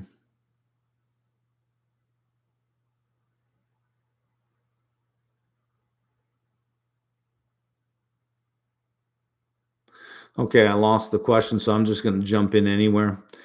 Why you need CFA registration only for account verification? Yep. I used a screen name to create an AC and enroll by paying full price, but our account is forfeited. I lost money. I'm not now. What is this? Only for account. I used screen name to create an account and enroll by paying full price, but an account is forfeited. I lost money. I'm not now. Well, here's the deal: is there is no reason really why you would be at our level 2 product or our level 3 product unless you were a level 2 or level 3 candidate. There'd be no reason for it. If you're not writing the exam, there is no reason for you to be there. None whatsoever. So we don't allow any non candidates to register for level 2 and level 3. Level 1's a little bit different. Should we allow somebody who's not a candidate to register for level 1 if they say, well, I really just want to learn before I register to see if I like it? Well, guess what? We have free access, and the 2018 content is there. Okay, it's not the 2023, but it's 2018. You'll be able to tell if you like it or not. I mean, yes, some of the content has changed, but not so dramatically that you can't tell if you like it or not. So yeah, we do have an issue with non-candidates who register. So we do. A big reason is well, I'm sure you can figure out why we, if you think about it enough, you can think about why we require you to be a candidate to register, and so that our security is in place, because we have digital assets. And we do have to preserve those digital assets. If we had a $2,000 price, like some of our competitors, a $2,000 price, well, okay, we don't care who we get our $2,000 from. We're making huge margin at $2,000. Believe me, huge margin. But we don't have those prices. We don't have a value-based pricing. We have cost plus, which means what does it cost us to deliver this content to you? And then what it costs us, we have a markup from there. That's called cost plus. Other providers have a value price where they say, what's the value you're going to get out of this? And then they start there, regardless if it costs them this much or this much. Here's the value you get. You'll pay for the value. We say, here's what it cost us. Here we go. That once you have digital assets floating around out there, we don't have the margin to support that. So if we want to have accessible education for as many people as we possibly can, we do have to secure our assets. And one of the ways to secure them is to make sure you are, in fact, a CFA candidate. If you demonstrate that you are a CFA candidate, I'm sure whatever issue you have, and I don't know the details, can be resolved. Do you recommend doing practice questions as you go? Yeah, I do. No, doing them after the learning content. No, I think do some while you're going through and then do some after, like a couple of weeks after, but do some as you're going through because it helps reinforce, especially if there are numbers involved. Any recommendations on duration investing and fixed income allocation? Oh, for readings or videos for that? I haven't found a good textbook. Let's just say outside of CFA, I have not found a good textbook on that has a lot of good strategies for yield curve investing or different strategies for fixed income investing. The best, and I'm not just saying this, I really do mean this. The best I found is the level 3 portfolio management readings for fixed income. Those are about as real world as you can get in that sense.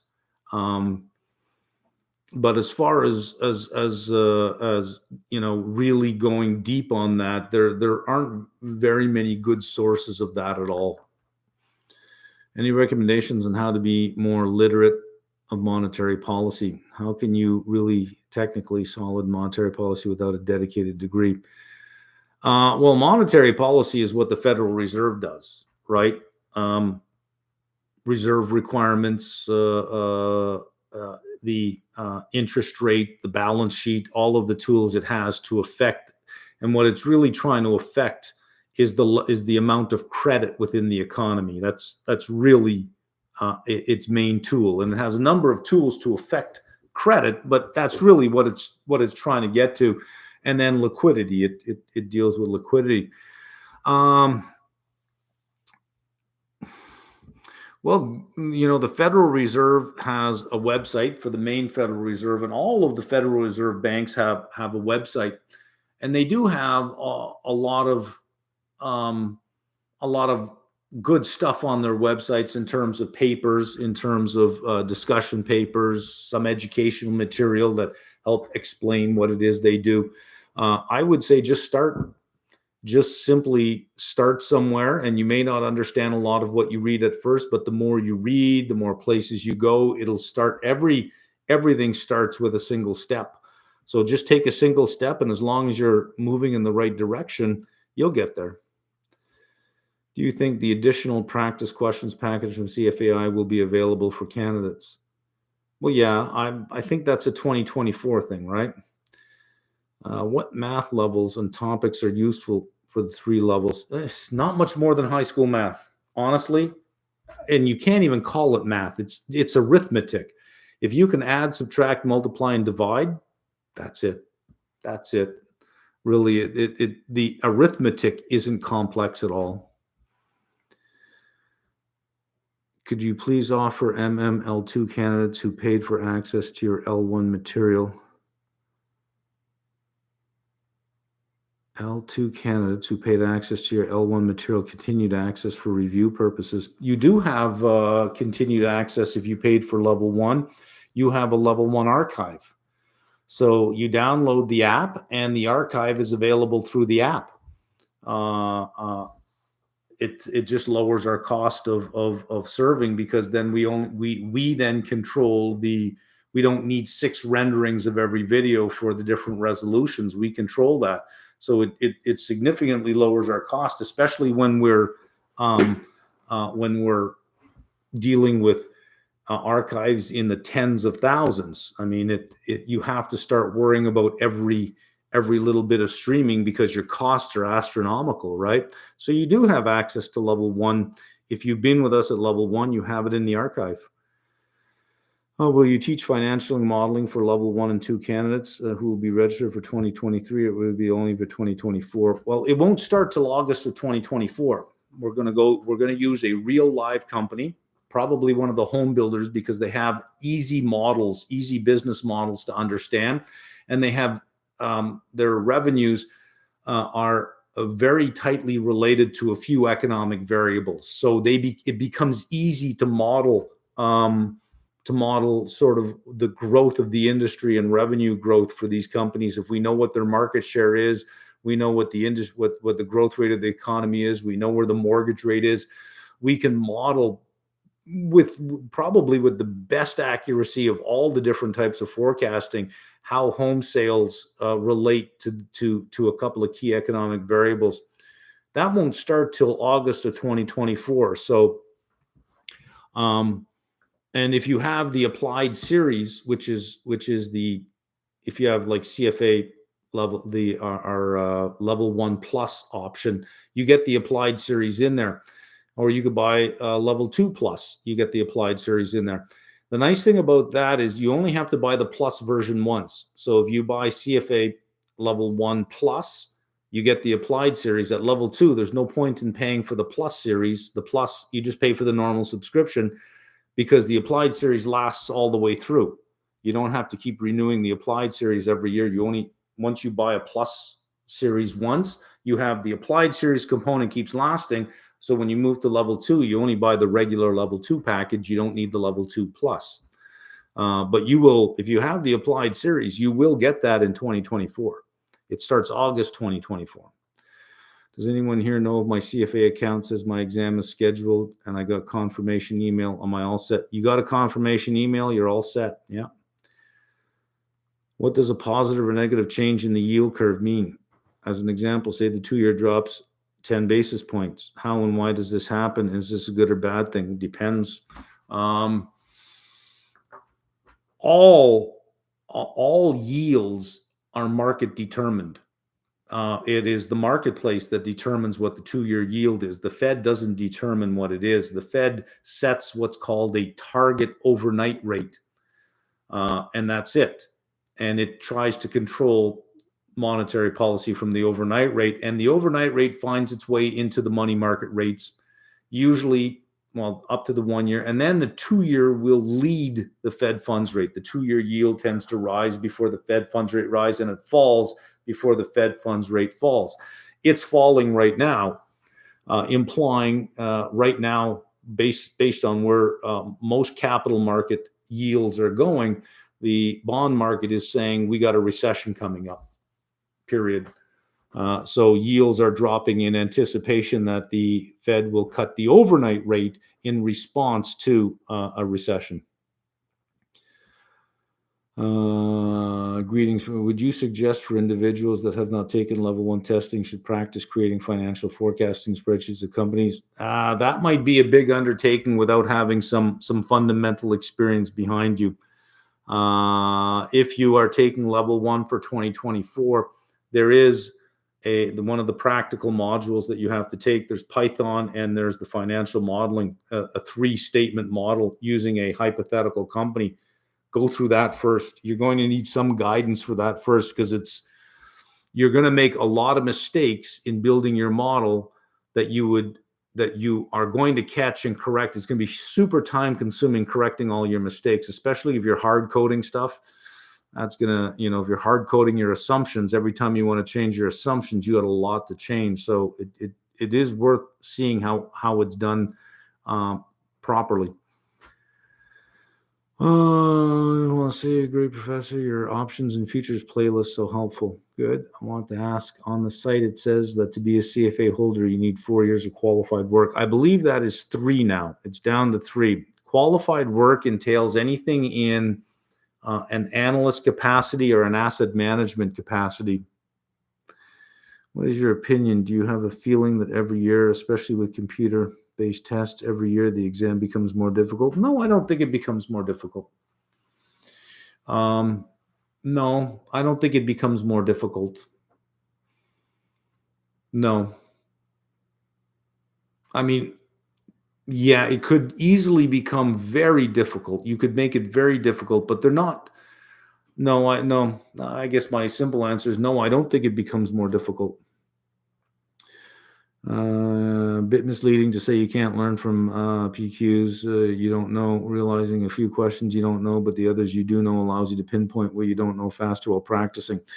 Well, let's say what you have to rely on in a sense like that is the Q bank that you're using is correct. I have found, in having tried to work with other providers in the past. And because initially when I first started, I used other providers' mock exams. I never wrote my own. I used other providers' mock exams. And the error rate was anywhere from 20% to as high as 50%. We had one writer with about 50, half the stuff he wrote was just blatantly wrong. So you end up risking learning the wrong thing if you don't know the answer. So you go through a question, it says the answer is B, you read the answer, you go, okay, I'll remember that. Meanwhile, B could be completely wrong. It could be, no, this is a faulty question altogether. That's not the right answer. It's fundamentally wrong. Unless you know it, you would not recognize it to be an error.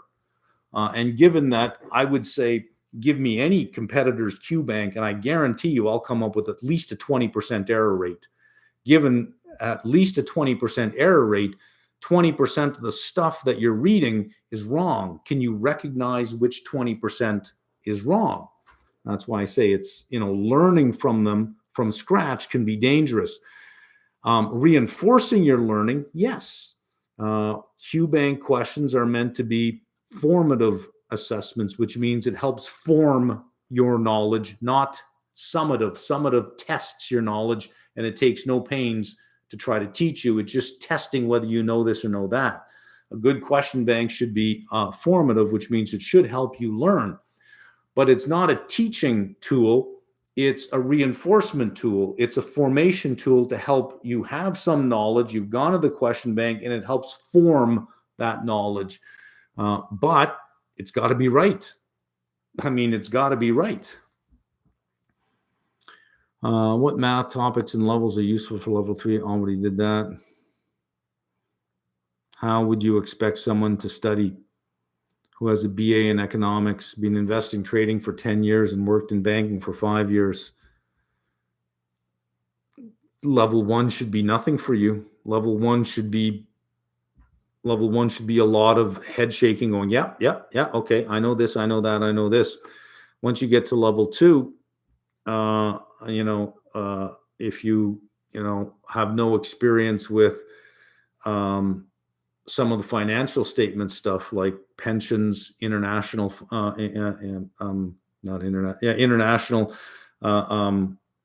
companies that have Forex adjustments on their balance sheet, that may be new to you, where it may be, okay, well, I don't know this, now I must learn this. Some of the valuation models for equity or fixed income or for derivatives, if you say you have 10 years of trading experience, traders don't normally do deep valuation. You might not have ever engaged in a valuation exercise, especially for derivatives. You might not have ever had to value a derivative. So there may be things that you haven't seen, but for the most part, you should be more than up to speed. Current master student studying real estate finance. I have no finance background. Should I start CFA now or do it later? Work on what you're doing right now. You're doing a master's right now. Give it the respect that you would want yourself to have after you have the letters behind your name. So give it the proper respect, because you are buying an asset. So you want to extract as much value out of that asset as you can. Let's see. Do you know if an internal audit position at a large bank would satisfy? I don't think audit would do it. No. How much harder are the real exams than the practice questions? I don't know the answer to that, because they don't allow us to see the real exam. I'm sitting for level 1 November 23. Is it possible to have the level 1 PSM afterwards? You'll get I think you mean the practical modules. And when you go to level 2, you can redo the level 1. You'll have access to level 1 Python so that you can do the level 2. There's level 1 financial modeling. I don't know if you'll have that available at level 2, but you'll have analyst skills. There's another one called analyst skills for level 2. I think that's what you meant. Are you using Python to assist your analysis and generating trade ideas? No. For something like that, if I wanted to go further afield, which I feel I'm getting closer to having to broaden what I'm doing, I would hire someone, which I have. What is it? Sunday night. They start tomorrow at 8:30. So we'll see. We'll see how much value they bring, and we'll go from there. So I wouldn't be averse to that, but it's something I don't really care to do. So I'll let somebody else do that. Is CFA an asset for commodity traders?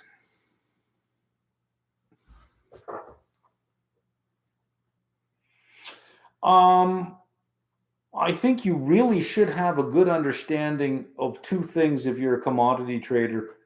You should be able to read the financial statements of the commodity producers, because there's a lot of information in there that you should be aware of. You better have an understanding of futures, the futures curve, contango, backwardation, the different trading strategies. You better understand carry, which means you better understand how derivatives are priced. You better understand that convenience yield, especially in commodities that can go into backwardation. Yeah, I think it can be helpful, but I think a lot of things are probably going to be useless for you. I think economics will be useful. I think quant will be useful. I think corporate finance would probably be a waste of time. I think fixed income might even be a waste of time. If you really just want that commodity stuff, that kind of stuff might just be a waste. Alternative investments will be of interest, especially any discussion on commodity trading advisors. But you have to think about it not just in terms of what it's going to do in terms of what's in your head, but what career path are you going to follow? And if you're going to follow a career path where you hope to attract, where you're going to start some kind of commodities-based fund and attract assets under management, you're going to need some market signaling device. The CFA is a great market signaling device. So think about it more in terms of how, not only just how it aligns, how relevant it is to the knowledge that you want, but how it aligns to what future goal you have for yourself in mind. Let's see. What is an effective technique to learn and master topics where it is for the CFA, whether it is for CFA programming?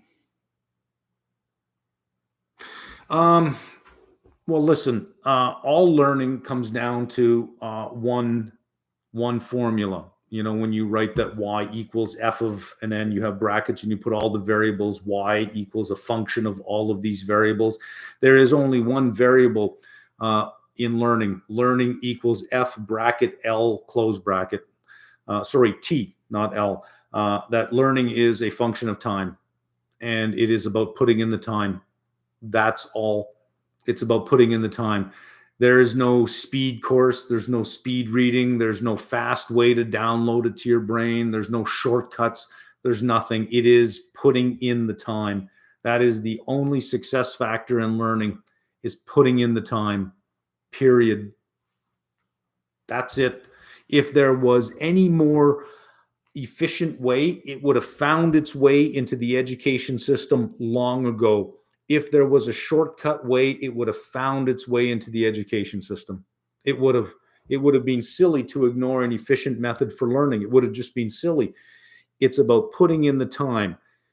And here's the nice thing about it is that is a function for every human being, regardless of your ability level. Because what might take me an hour might take you 2 hours, might take somebody else half an hour. It's putting in the time necessary for you. It's putting in the time. I can put in 2 hours, you can put in 1 hour, and we'll know it the same way. It took me a little bit longer, but you'll not know it any better than I would know it if I get to the same point. It just would take me longer or shorter to get there, but it's all a function of time, and it's the time it takes you to learn. So an effective technique to learn, time.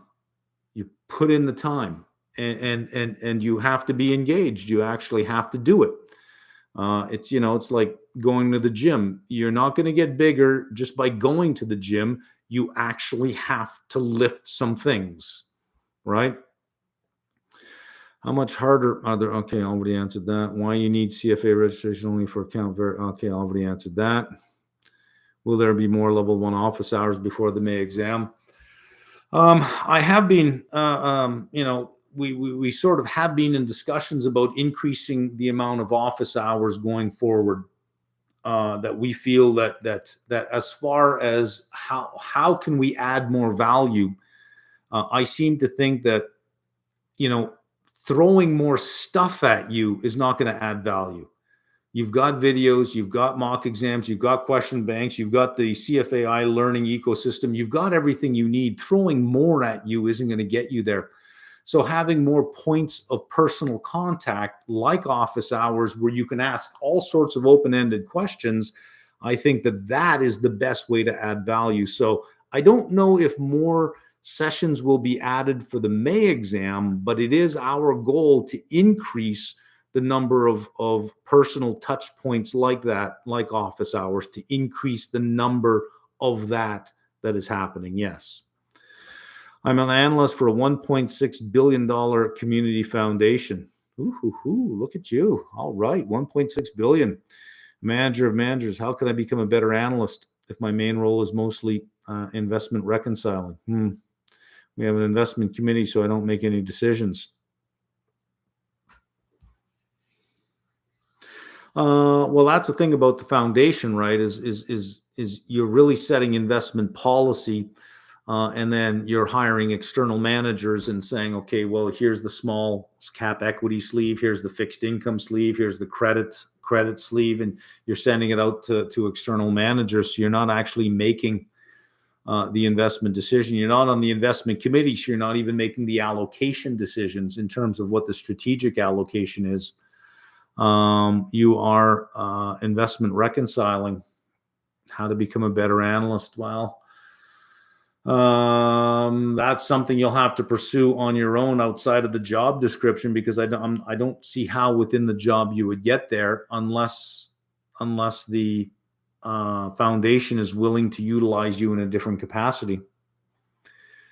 Level 1 economics section, you said you could talk for hours on different macro theories. Would you ever consider making a longer YouTube video on your views on all the different theories? Wouldn't put it on YouTube. I don't think that I'd put that on YouTube. If I did have a longer discussion about that, it would be for the level 1 candidates, because that's really where you hit all the theories. You do hit them in level 2 as well. Level 2, you have a bunch of theories about the shape of the yield curve that are really interesting. But for level 1 economics, how we view the economy, you have the big difference between how Keynesians and how Austrians view the economy. And there's so much, really good philosophy in there of the role of the individual versus the role of the state in how you manage an economy. I think is interesting. We don't live in an Austrian world. We live in a Keynesian world. So beyond having an interesting conversation and a debate and some gymnastics for the mind to think about the possibilities of what could be if you were to design a better system, you have to approach this from two perspectives. A purely Platonic perspective would engage in the debate for the sake of the debate itself, because you can start to think about the ideal structure, what Plato calls the perfect form, and describe the perfect form. Or you could take a very Aristotelian view of it and say, well, listen, we don't have perfect forms. There's no point in spending time on that. You must discuss the world as it is, and go ahead and discuss Austrian economics all you want, but we live in a Keynesian world. You're better off spending more time understanding how a Keynesian world works, as opposed to engaging in these debates about, well, what is an alternative to this and what is an alternative to that? If the alternative is not reality, it's really just a fun debate. So see how fun that is already? It's you can take those two perspectives, just that alone. But there are a lot of different ways of looking at the world or explaining something like the business cycle. There are some schools of thought that says, well, the business cycle is a result of all of these things. And there's another school of thought that says, well, if you didn't have business cycles, that would be the thing to explain. It's just a natural part of what it is you're doing, and you should not try to manage the business cycle. It must happen. Rebirth and death, rebirth and death. If it doesn't happen, you end up with a lot of inefficient allocations of capital. You end up with things like NFTs and SPACs and crazy stuff like that. So yeah, I think that would be fun. Too late to pursue a career in finance at 28. Get the fuck out of it. 28. Is it too late at 28? What the hell? Somebody, if you're near that person, give them a slap upside the head there. No, it's not too late at 28. Anybody who's my age who hears that just wants to reach out and, what are you talking about, 28? Is it too late? No, it is not too late. Here's the interesting thing. I think it was, I'm not sure if it was, I keep getting the Greeks mixed up. It wasn't Aristotle. I think it was Socrates who said that you are not ready for higher education until you're 30, that you have to live life first. And only then are you ready to really take seriously the questions of ontology and epistemology. But before that, you're simply not ready. So at 28, I would say not only is it not too late, I would say that you're probably in that nice sweet spot in age where you're old enough to have maturity behind you, but young enough to have significant runway in front of you. And finance is one of those fields where you never have to retire, and you never will if you love what you do. Look at some of the biggest hedge fund managers and traders out there. They're in their 70s and their 80s, and they're still going strong. How old is Carl Icahn? Right? It's something that you never, that if you think that you're going to,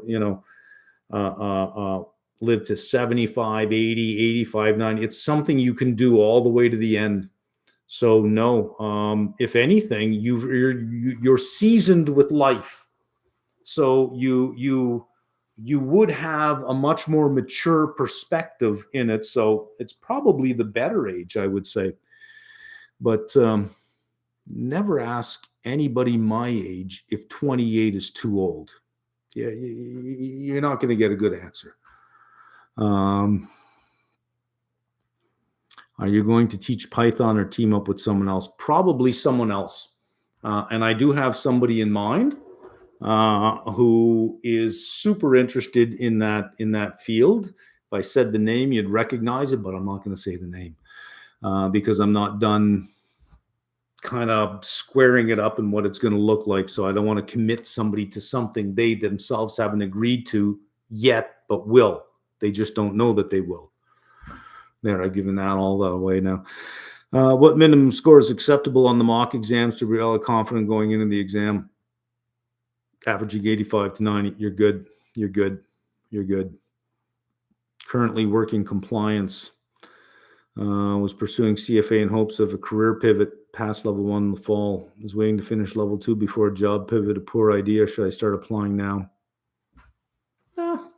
I don't really think it matters when you start level 2. The more you have, the more initiative it shows that you're doing something proactively and not reactively. It's like saying, if you hire me, I'll do these things. Well, that's sort of a reactive thing, as opposed to saying, I did these things, now hire me. Now you did them without having the need to or the push to do it. I think it says a lot more. Don't let the external world and the opportunities that the external world have, or the pathways that the external world have, determine your internal path. If it's something you want to do it. Just do it. Thoughts on ABR? Well, ABR is credit sensitive, like any other company in that particular industry. And if there are credit issues, ABR is going to suffer like the rest of the industry.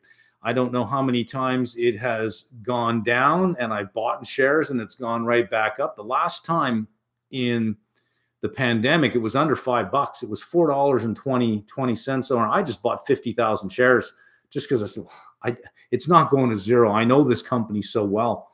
It's sitting at just a little under 11. If there is a recession, yeah, it could find its way down like everything else, but I would load up on it at that point in time. I am unconcerned about ABR, unconcerned.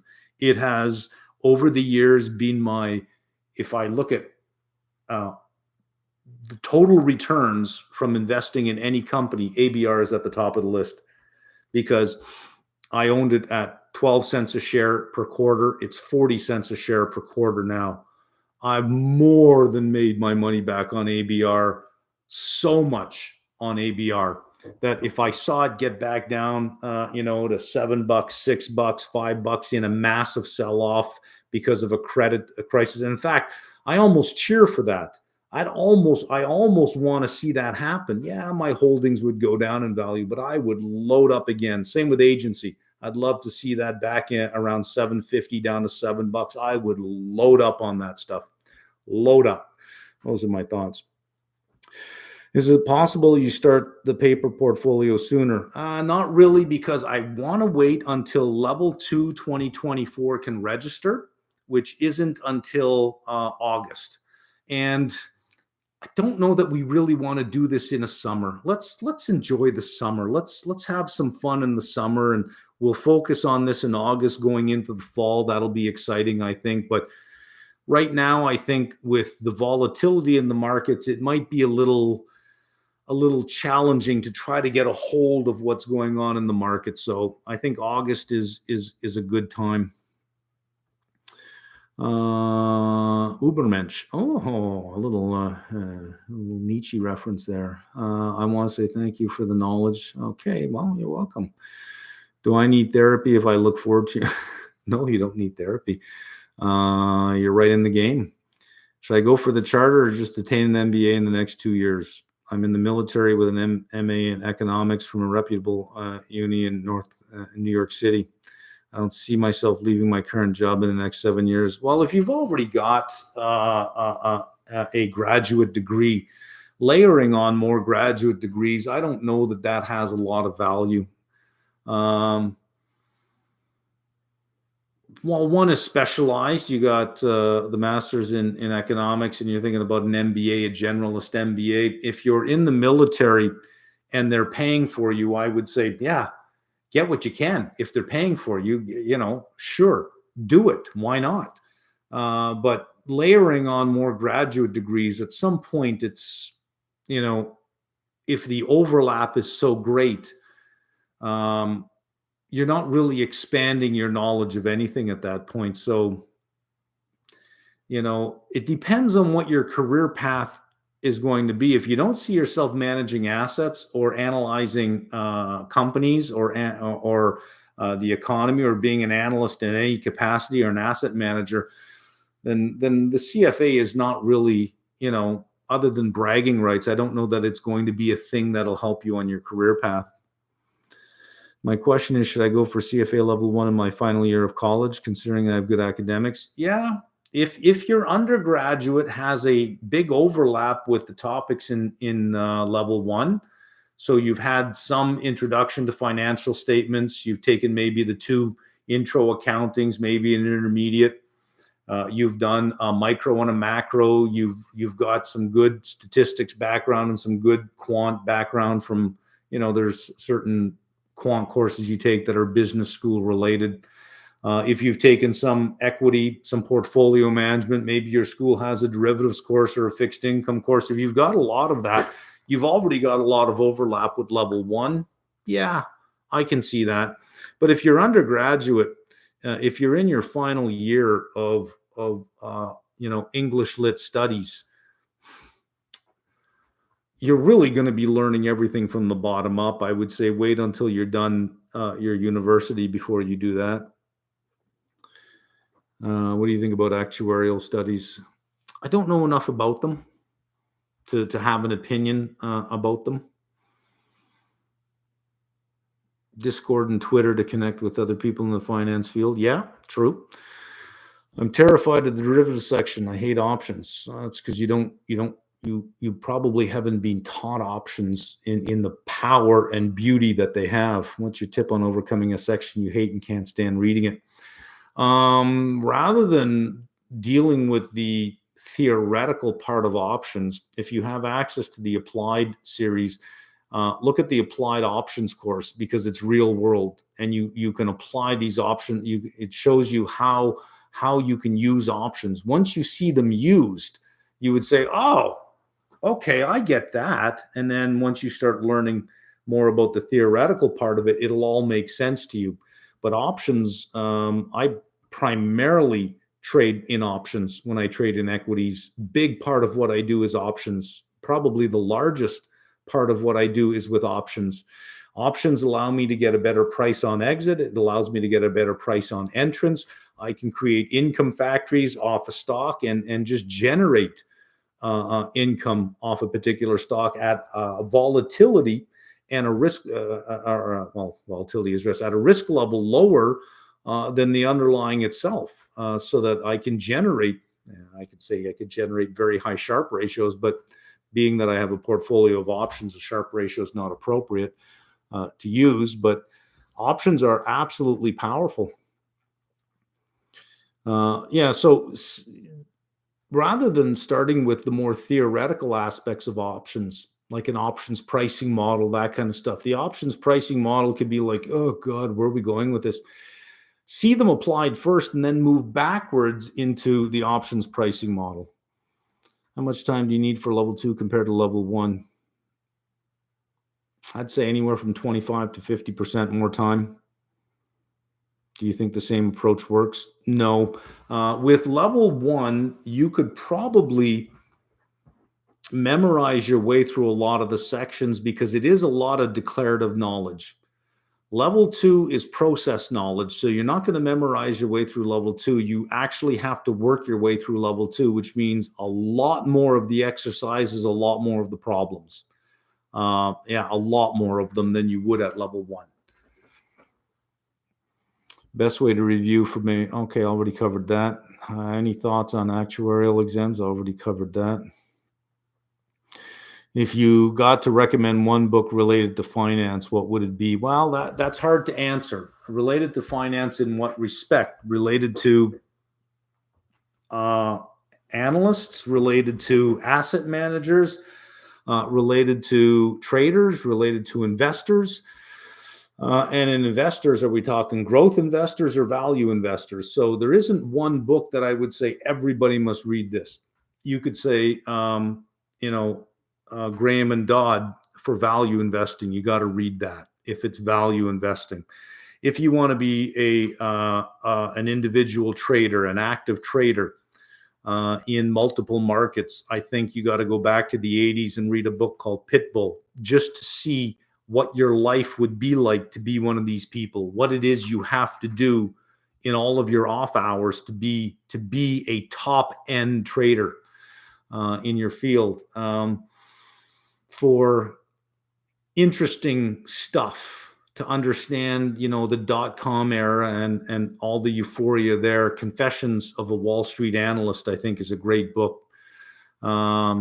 If you click on book recommendations, all the books that I have there, I do recommend. I've read them and I recommend them, but I don't know that I could pick one because it would be a matter of, well, for what, right? Sit for May level 1. Is it a good review process of all the material in 30 days with 70 plus 100 Q bank a day and at least 15 days review another? That's a lot of, if you want to run through all those Q bank questions, at least, if you're reviewing all the material and going through the Q banks, yeah, it's intensive, but yeah, I'm not going to find a negative with that. It's intensive, but if that's what you're going to do, then yes.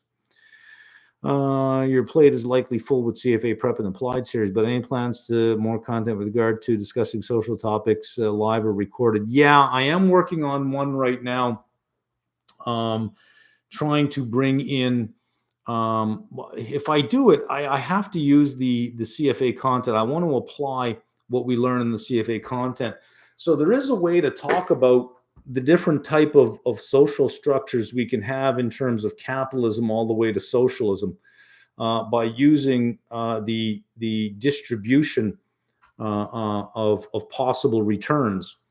And we know that when we reduce risk, it is not a matter of taking a distribution and reducing the distribution. So imagine you have a normal distribution, right? I'm just giving you an insight into what I'm working on. You have, the two tails. You have people who do really well and people who do really poorly. And the government says, let's take from these people and give to these people, and we can narrow the distribution. What you have to understand is in finance, every time you narrow a distribution, you lower the mean return. Narrow a distribution, you lower the mean return. Narrow a distribution, you lower the mean return, such that a risk-free rate is risk-free for everyone, but has no distribution, which means it has no right tail, no innovation, no growth, but it has no left tail. However, if you look at the distribution of equities, the middle of the distribution is always higher than the middle of the distribution of a risk-free asset.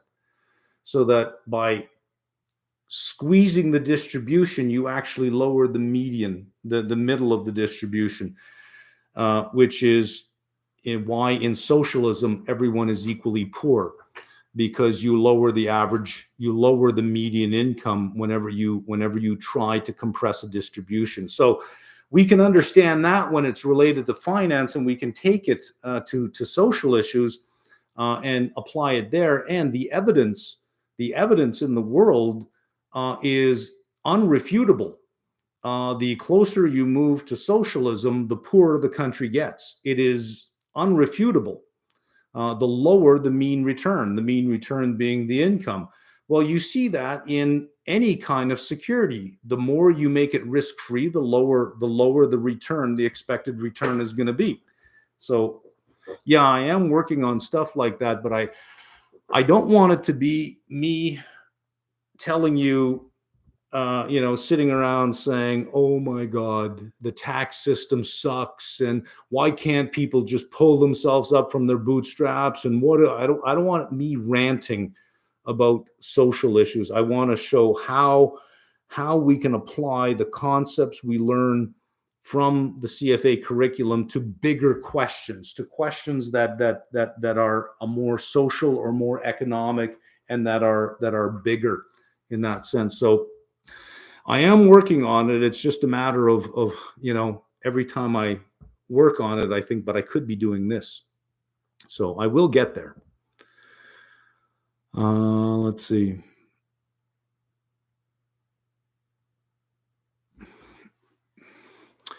Do you think it is a good idea to pass CFA if you want to work in a hedge fund?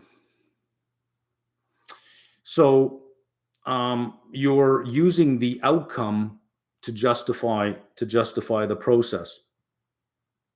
I would say it is a good idea to really immerse yourself in all of the different asset classes and different methods of seeing the world and different types of analysis if you want to work in a hedge fund.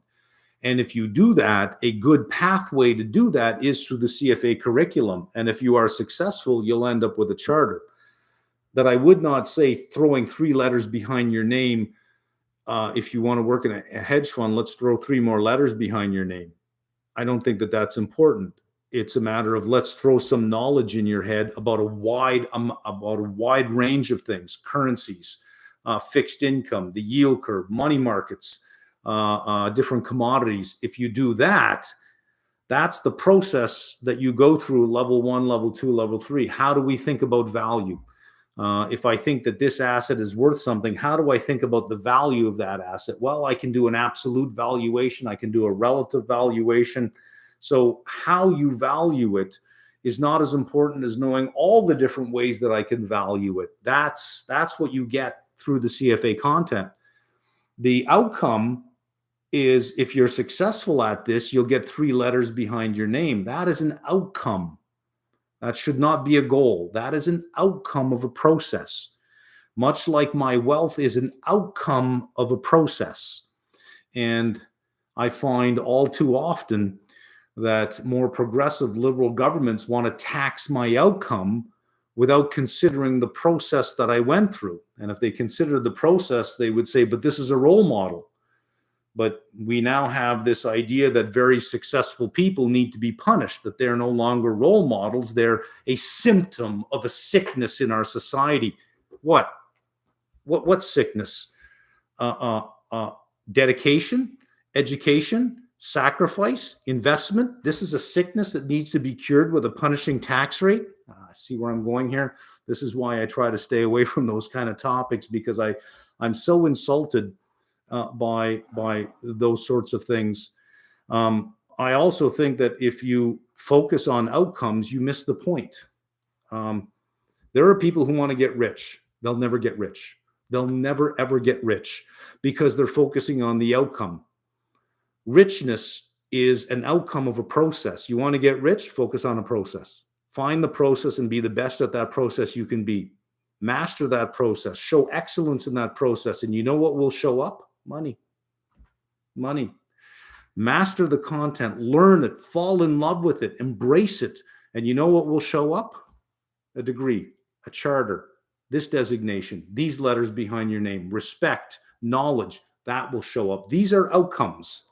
The process is what we're trying to get down. The process is what I want to focus on, and I'll be rich, or I'll be knowledgeable, or I'll have respect, or I'll have these credentials if I focus on this.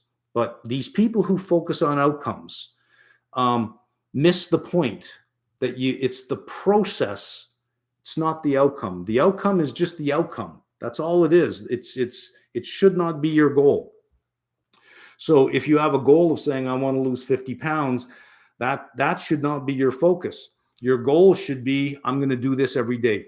I'm going to cut down on my calories, and I'm going to do this every day.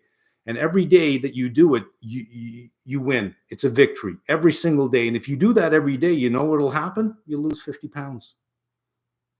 Easy, right? Let's see.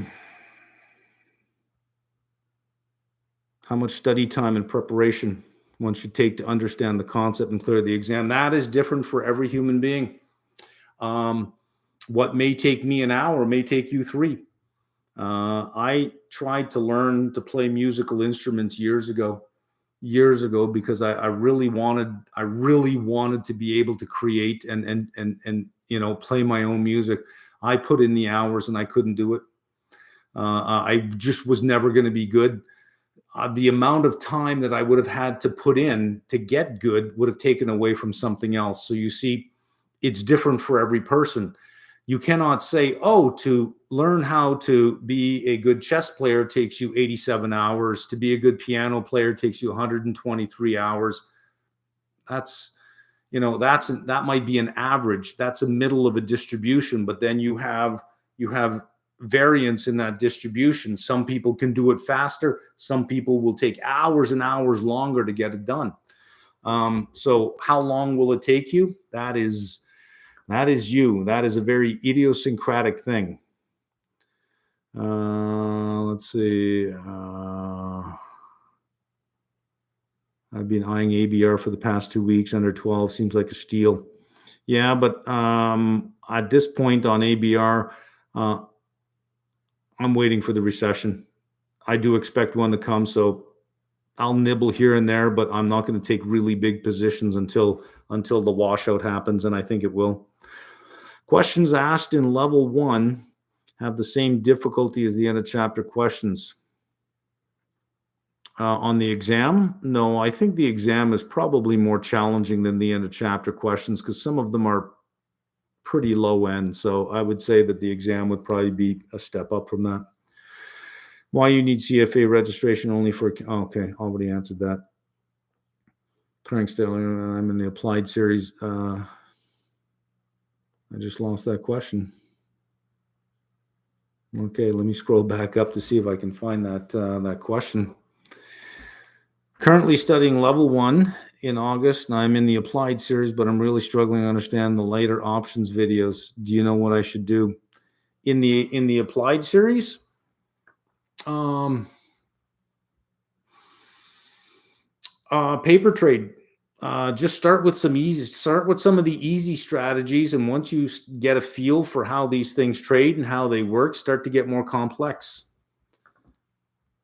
CFA for career switchers from biology. Yeah, I think so, because CFA is the great equalizer, right? If you have the CFA charter, you're equal with everyone else. The challenge you might face coming from biology is getting a job in the field. But I think that you would probably, if you have a background in biology and you're pursuing the CFA designation, you'd probably be of interest to somebody trying to hire an analyst for biotech. Any strategy to retain so much information? Well, again, it's about putting time in, right? Private wealth and private markets. So private markets is things like private equity, private credit, venture capital, things like that. Private wealth is you got a lot of money and I'm going to be your wealth manager. That's a lot of relationship management. So I'm really not interested in, any one particular thing like private equity. I'm interested in you as an individual and saying, okay, you're at this stage of your life. This is the type of career you have. This is the contributions you're going to make to your portfolio. You have a retirement goal. You have this kind of goal. You have the tuition for your kids in 12 years. How do we set up your portfolio to meet your goals? What kind of risk are you comfortable with? Usually a private wealth manager is not really setting the asset allocation, especially in larger banks. That goes to another team that determines the asset allocation. And you're not really managing assets. You have external managers that are managing assets, but that, you're managing the relationship with the client. So it is, a more holistic view of the individual and everything the individual wants to get done, including the gifting strategies, including, bequests, the estate planning, things like that. Whereas private markets is really concerned with, well, what is a hedge fund? What is a private equity fund? How do you set up a private equity fund? How do you value a private equity fund? How does a private equity fund choose its targets? How does it value its targets? What's the process? How does it structure deals? How, it's more in line with that, as opposed to managing a relationship with an individual.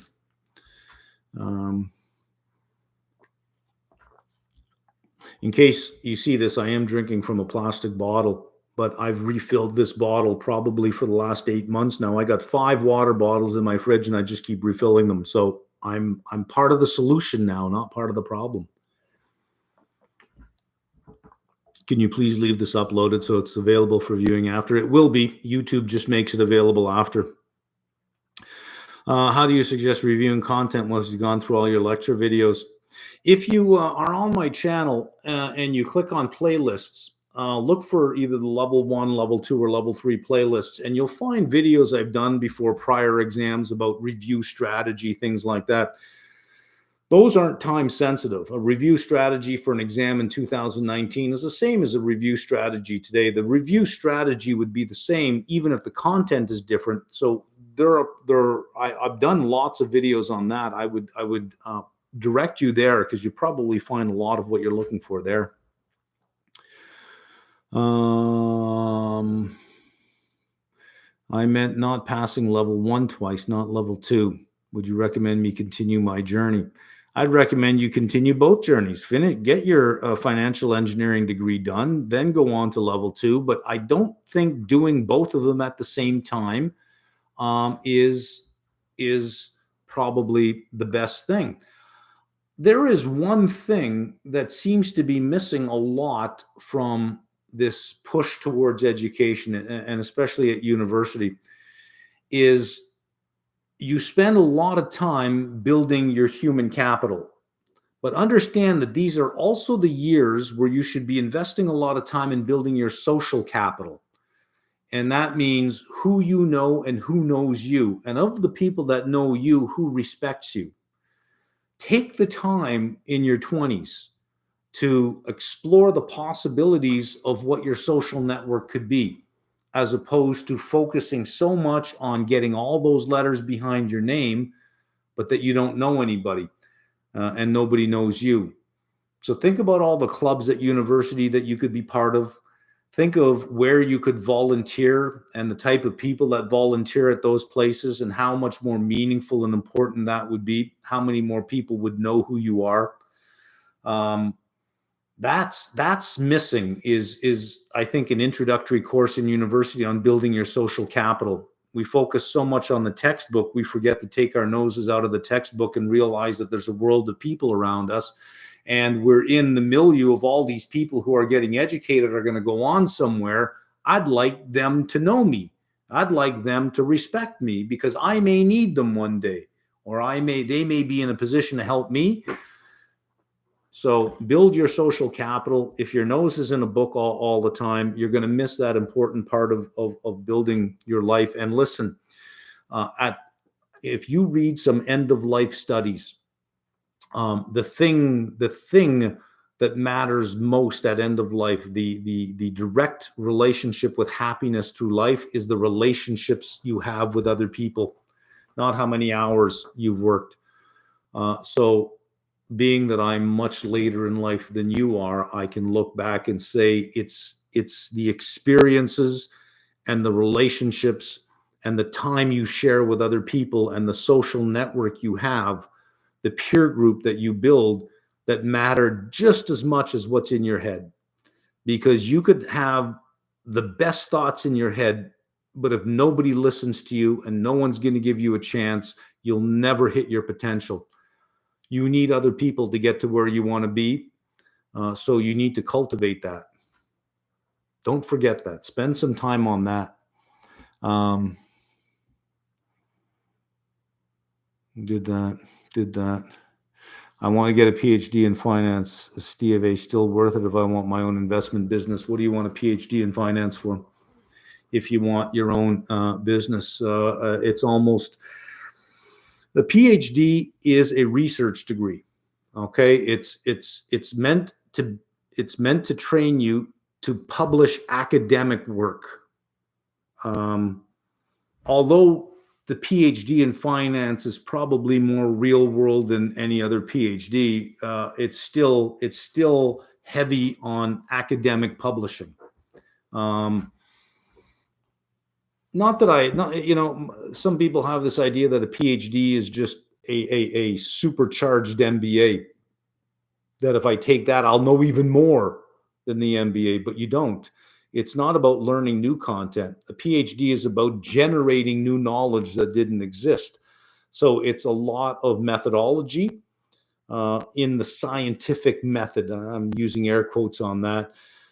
It's the philosophy of knowledge, some seminars and courses on that. It's a lot of reading of academic papers, a lot of reading about, your first seminar will be about the key papers in the field. You'll go back all the way to Markowitz, Solo, all of those papers you'll read. And it's a lot of different paradigms of the way to view finance. You'll probably have a whole seminar on behavioral finance. And if you ever want to be bored to death, it's after the first hour of behavioral finance, you'll be bored to death, to tears, because it's just absolutely boring literature. Oh God, is it boring? The excitement is it's just the first hour. That's it. So ask yourself why you want that PhD in finance. If you have no interest in academic publishing, it's 4 years that you got to give up, and there is no part-time PhD. There's way too much to do. It's just unbelievable, the workload. Unbelievable, the workload. I'm not kidding you. And you'll never get it done. Unbelievable. So you're giving up 4 years of your life to get that done. So be very sure that's what you want to do. I'm planning to come to, oh, hang on, it's all cap letters, so I got to yell. I'm planning to come to Canada for a master's in finance program. Wilfrid Laurier, good school. Because of favorable immigration rule. Your views and tips on this career choice. Canada's, I think, of all the developed countries, I think probably one of the more welcoming countries, because we've always had this multicultural aspect to Canada. It's just part of the fabric of the nation. Whereas, the US has as always, well, I think they're shifting more towards a multicultural viewpoint, but they were always viewed as a melting pot, that you got to the US and you molded yourself to be an American, whereas Canada always had this multicultural perspective where you retained your own cultural identity. So, and it has, I think, probably a very high level of tolerance for multiculturalism because that's always been the viewpoint. For the most part, nobody really pays attention to that. I shouldn't say nobody. I'd say of all the places that I've been, Canada is the least likely place to pay attention to what you look like. I mean, it doesn't really occur to me. But then again, I travel in different circles than probably other people. So maybe there is a group of people out there it matters to. But yeah, I see no problem with Canada as a choice. Well, once you start making money, you'll understand our punishing tax system. But up to that point, it's a good place to be. What is your opinion? Do you have a feeling that every year, especially with computer-based tests? Oh, already answered that. Already answered that. Okay, I've answered a lot of those, so let me scroll all the way to the bottom and work backwards. I'm doing CA as my education in India. I'm willing to and would love to do CFA in future. Great. There's only continuous work every day. Can you give some tips to study hypotheses and linear regression, understand it better? If you're using my content and the videos I go through, I do take a lot of time to explain it, that you should understand it. If you don't have a subscription on our site, just click on free access and you'll have the level 1 content there. There's a whole reading on hypotheses testing. There's not one on linear regression, but there's one on hypotheses testing. That'll get you there. Academic background, business, working as a financial advisor, a big bank, mostly dealing with mutual funds, although I struggle to understand material even after multiple reviews. Any tip? Well, this is quite common. I do get this a lot, is that, look, I've gone through the textbooks. I've gone through level 1, level 2, but whenever I look at a financial statement, I'm lost. What do I do?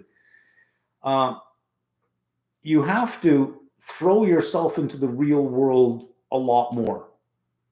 And I think that if you follow a portfolio, create a paper portfolio and just buy some stuff for the hell of it, start trading, just start investing and get addicted to the game. You'll start to pay attention to things you never paid attention to before, because suddenly they'll be relevant to the positions you have.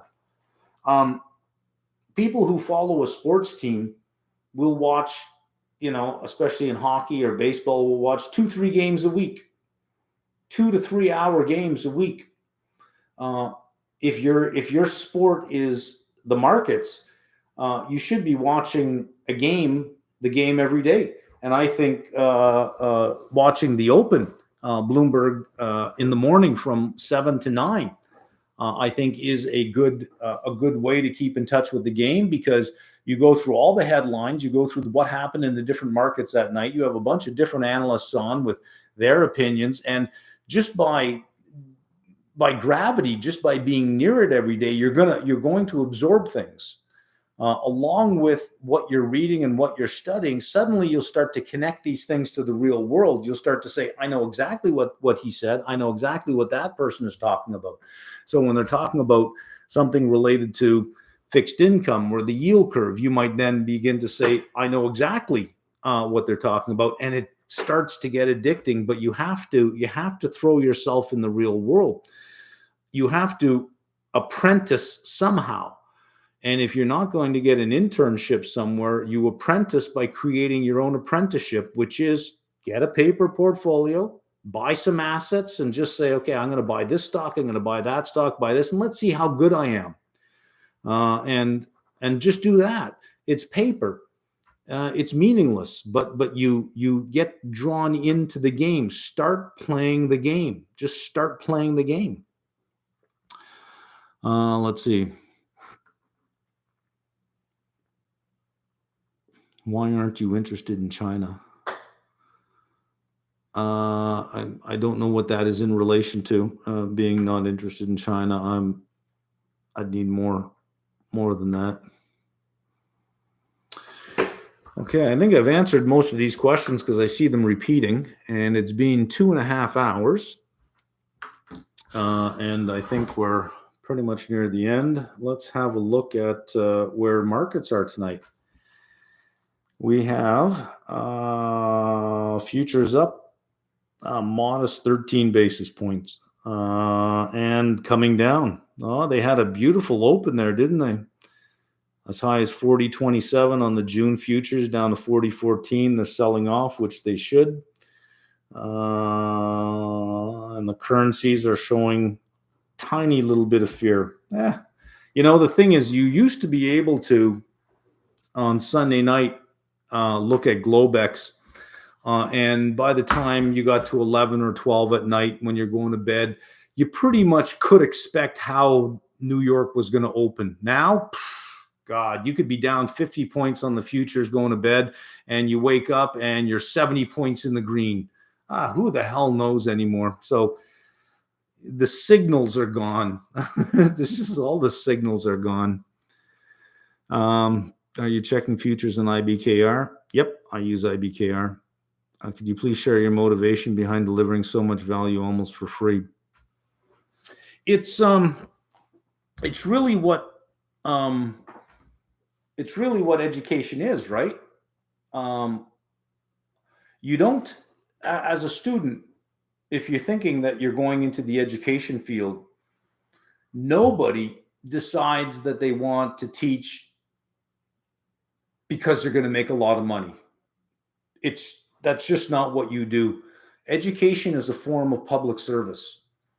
There's an economic reality to life. You got to get paid for what you do, and everybody wants to live a good life. You're hoping that you'll do quite well as a professor. Most professors at most universities are anywhere between 100 and 300,000, depending on whether you're a full professor, whether you write textbooks, whether you consult, whether you do any work like that. But it really is public service. So when I started doing this, I did it for free. I put all of level 1 in 2017 onto YouTube for free because it didn't occur to me to charge for any of that stuff because it was just part and parcel with being in public service, which is, that's what you do. You enlighten minds. You hope to create a more enlightened group of people. And if you can teach something like finance with some humanity behind it, I think that's just a better outcome for everybody. However, it started taking a lot of time. And I had to make a decision whether I was going to continue to do this or pay attention to my job. So at that point, you have to say, well, I got to replace my income at least. So that's where I started charging for CFA content for the courses I was doing. Not because I felt that I had some kind of monopoly on the knowledge, but because, knowledge is free. It's out there everywhere, but the delivery of knowledge has a cost. Somebody has to give up their time to get it done. Amazon doesn't share my opinion about being compassionate on pricing. Amazon wants their money. Microsoft wants their money. CFAI has a fee for accessing the content early, and they want their money. All of these places want their money. People who work for you want their money. That's what costs money to deliver. However, this kind of stuff doesn't cost me anything to do. YouTube does it for free. YouTube posts it for free. I don't mind doing this kind of stuff. It's part of public service, and education is public service. Now, I've been successful because I do have the ability in the market to make money. If I had to make $3,000-$4,000 before midnight tonight, I can. I'd rather not engage in that kind of trading, that kind of day trading. I don't really like it, but I can do it. And because I have that skill set, there are other places that don't have that skill set. So I do donate a lot of money. I have given quite a bit to Big Brothers, over to anything that has to do with kids. or animals, I'm all in for. So big brothers, big sisters. I've given money to Pathstone Mental Health, which is primarily targeted towards kids and mental health for kids. We've recently added them to the give list. Jillian's Place, which is a place for women who are having a difficult time with the men in their lives or with other women in their lives where they're afraid for their safety. Sometimes they have kids, and the kids have to go into these shelters with the mothers, and it's not fair to the kids. So we give around that. So we have a Christmas gift program primarily for the kids. So being that I am successful because of what I can do, I do give back a lot. I think it's important to do that because I don't think that trying to save the world makes a lot of sense. I think if you want to save the world, get the hell off of Twitter and don't think that you're saving the world by calling someone out for not doing enough. That's lazy and that's bullshit. If you want to change the world, do it with action that you do yourself and hope that your action is contagious. Don't moralize to people that they should be doing the same thing. Don't wag your finger at people and say, oh, you don't measure up, you're not giving enough, you're not doing enough. Just do you. Be you and be contagious by being you. And stop poking your finger in other people's chests telling them they don't measure up. This is the problem I have with the progressive movement today, is they feel they have this moral high ground and they feel that it's enough for them to call you out for not doing enough. But when you say, well, what do you do? What have you done? What have you given? Where do you volunteer? Oh, I just monitor Twitter and I call people out. Well, you're part of the problem if you do that. I think that's a longer answer than you wanted. I think you were asking me about the pricing and why I do all of this. It's just, I don't think about it. There's no master plan about it. It is just a natural outcome of, I guess, who I am. That doesn't mean that I'm an easy person to be around. I can be quite difficult to be around because I know what I want to do. I know what I want to get done. And when I know what I want to get done and people are in my way, I can be difficult. I can be very difficult, but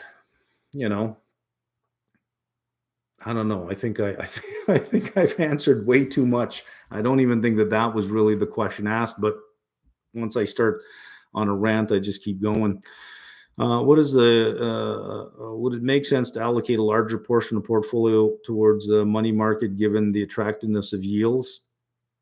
Well, I think for two reasons right now, money market funds have been attracting a lot of money. And I think for two reasons. Number one is you got a great yield. And number two, you have a very low distribution of possible returns. You basically know what you're going to get. You're getting the money market rate. It's not as if you're going to lose a whole bunch of money or make a whole bunch of money. But in equities right now, you really have to think about that left tail. There is a possibility of 20% downside in these markets. Are you getting paid enough in equities to take on that risk when money market funds are 4.5%, 5%? Probably not. So if you look at the flow in the money market funds, it's every week it just keeps going up, right? What else have we got?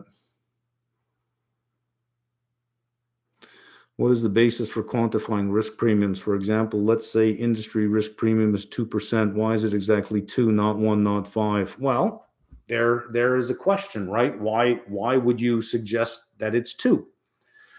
Some industries are relatively safer to be in, like utilities. They're fairly safe in terms of the cash flows that you would expect to receive, but they don't have a lot of upside, but they don't have a lot of downside. So some industries just happen to be safer just by dint of either the level of competition is low, the barriers to entry are high.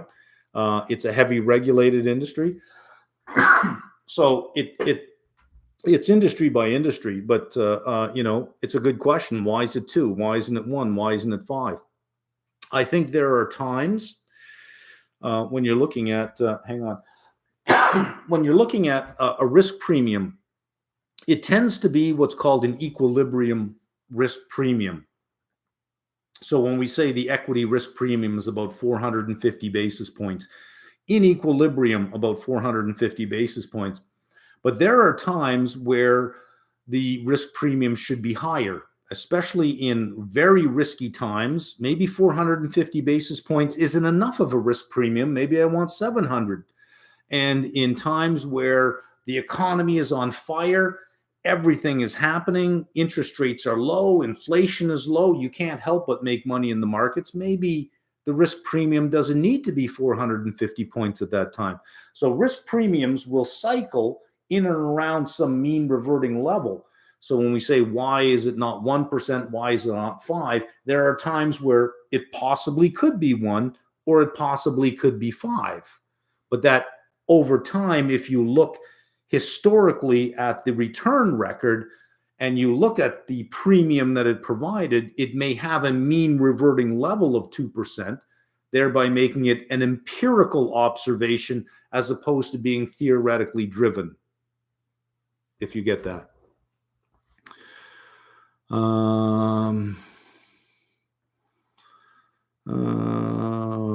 Talk more about your work-life balance. What's a typical day for you? You're in great shape. What's the bench press weight looking like? Well, I'm more prone to injury these days, so I don't really lift heavy. I got a Smith machine.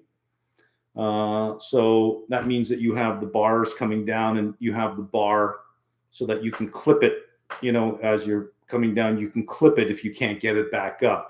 So it's safe in that sense. But because you have those track bars, it's not the same as a free lift, where you have to also balance the weight on the way up.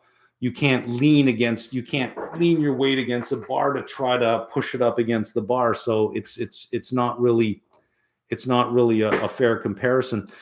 And I don't go for the one anymore. In the gym, you would, you'd bench and then you'd put more weight and you'd put more weight and you'd try to see what's your maximum lift. I don't do maximum lift anymore. I look for sets of 10. And when I can do, 3-4 sets of 10 out of weight, then I know it's time to go up 10 pounds until I can do that again. So right now, 195 on sets of 10 is what I'm doing. But I mean, I'm not young in the sense that, I'm looking for big gains anymore. It's just a matter of how I feel and the comfort level I feel, and I get a lot of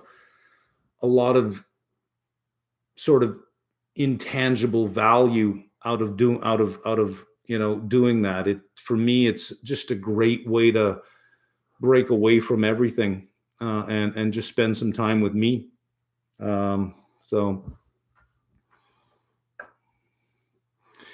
The future of finance career, in your opinion, how to cope with AI development?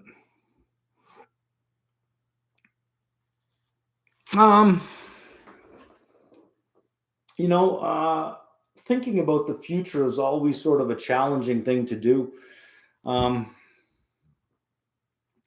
don't know that AI will ever replace a good analyst that can think non-linearly. I think AI can replace a lot of linear thinking. So if you're thinking about a quant model, for example, I think AI could probably develop one better than you can.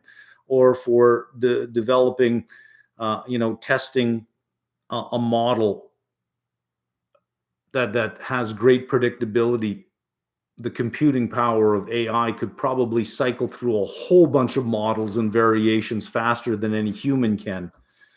But in the end, knowing when to trade, knowing when to lean in, knowing when to lean out, knowing when your convictions are strong, when they're weak, that instinct you get, that gut feel you get after years of doing this, that when you're watching the price action, you don't need lines on a chart. You could just look at it and say, this doesn't feel like the move I'm looking for.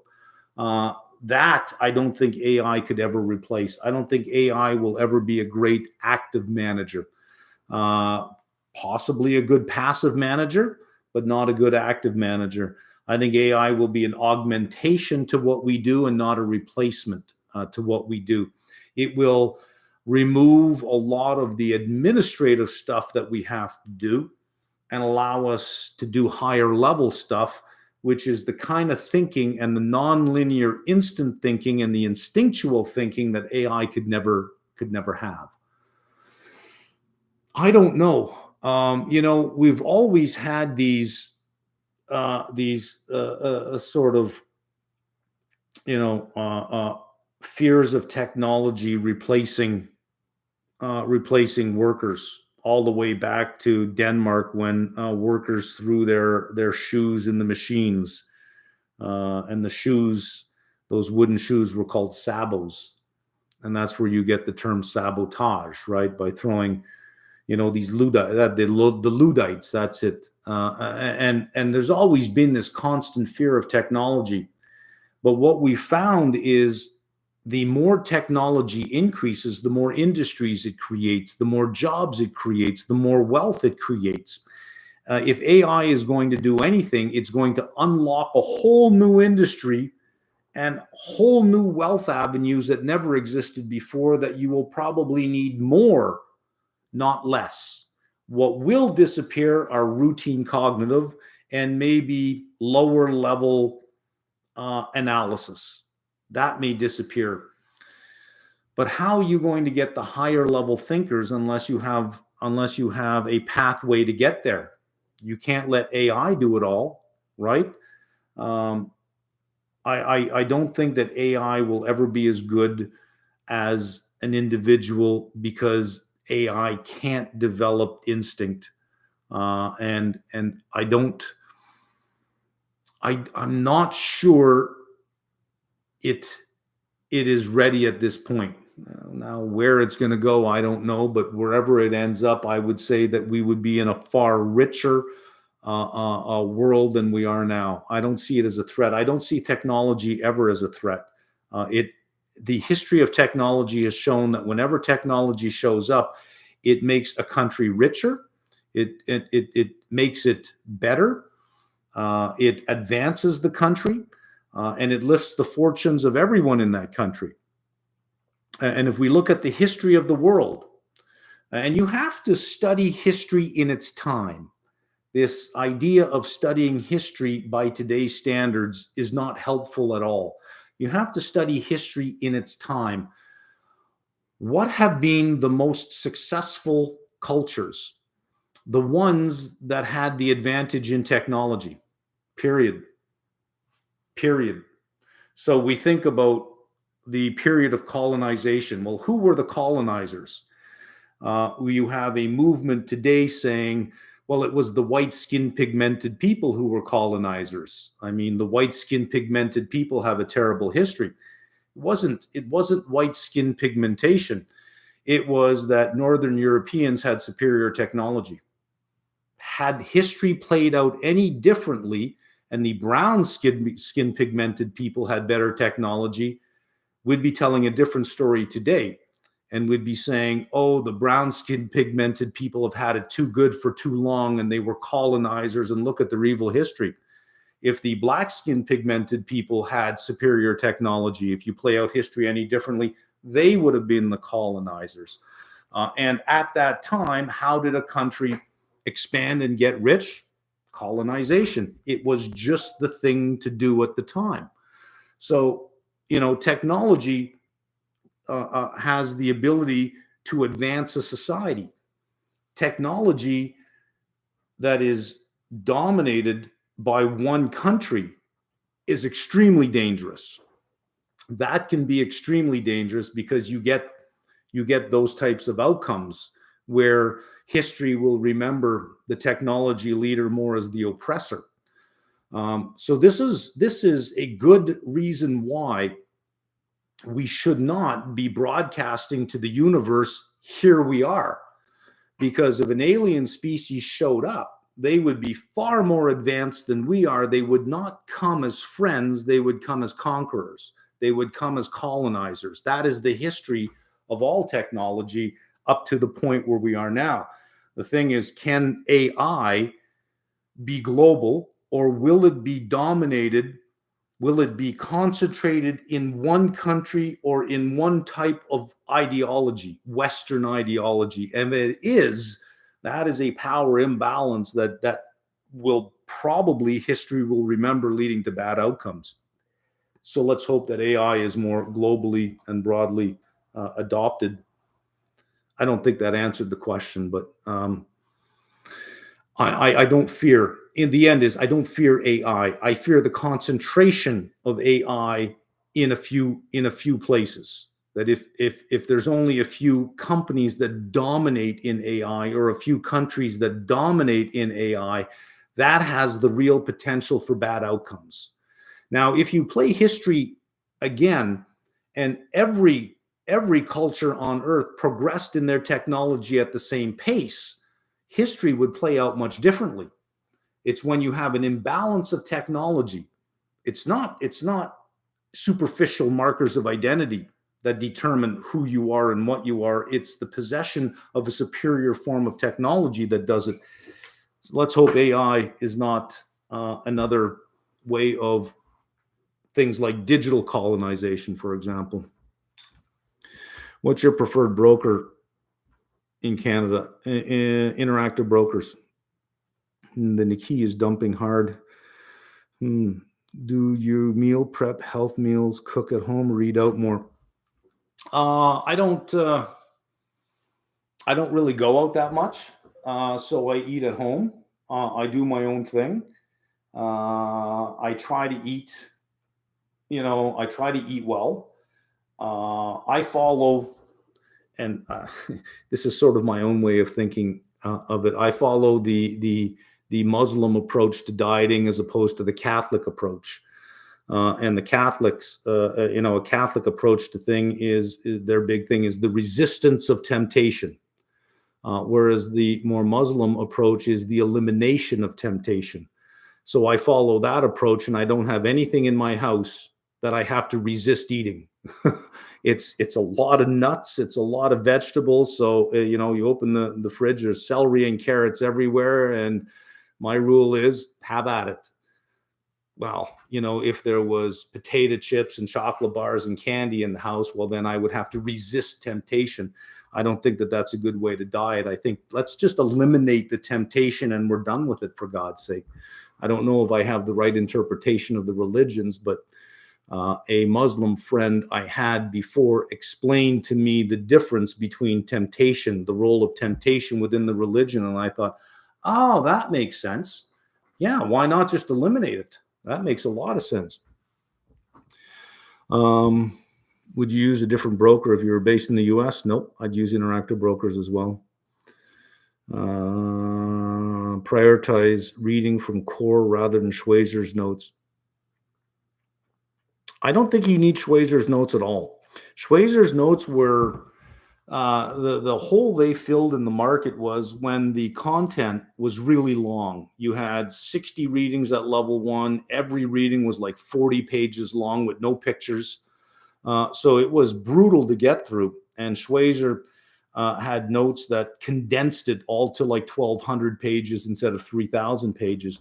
But CFAI now has really reduced the amount of narration and expanded the number of examples. That if you tried to compress the narration even further, where would you go? So that the job is already done. I don't think you need condensed notes anymore because the narration is condensed. That why spend extra money? When you register for your exam, you get all the writings in the learning ecosystem. It's already on the screen for you. You don't need another book. It's already condensed for you with many more examples. So I think they've really done a good job of eliminating these third-party books that were, especially when you got to level 3, notorious for having nothing but errors throughout them, fundamental errors. So I think they did a good job in cleaning that up, and I hope they keep pushing in on more question banks, more mock exams. I hope they really keep going in that. They're in the best position to do it right.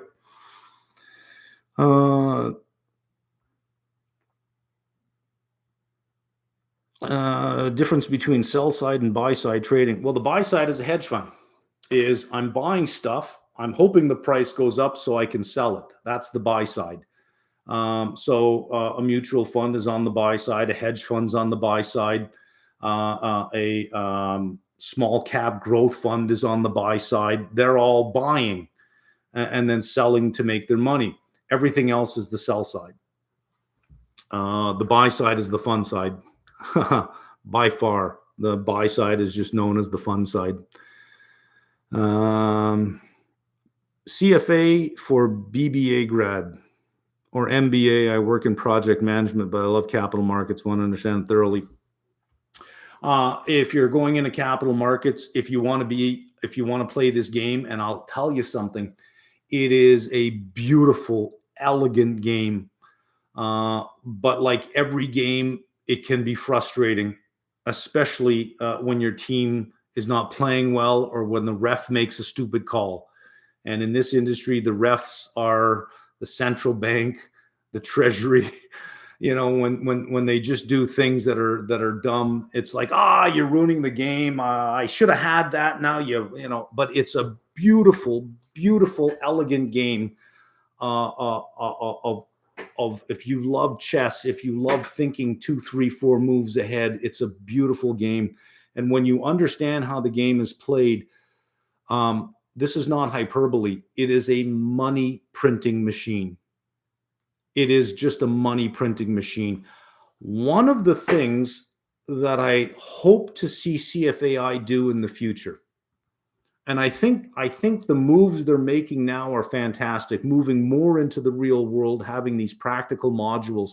I've had the applied series up for a while, and I've been doing the applied course for a while, which is really applying all the CFA concepts. I kind of like to think a little bit in my mind that their introduction of the practical modules was in part inspired by what I was doing, that they looked at this applied stuff and they said, maybe this guy's got something here. I kind of like to think that I had a little something to do with it. That might be ego.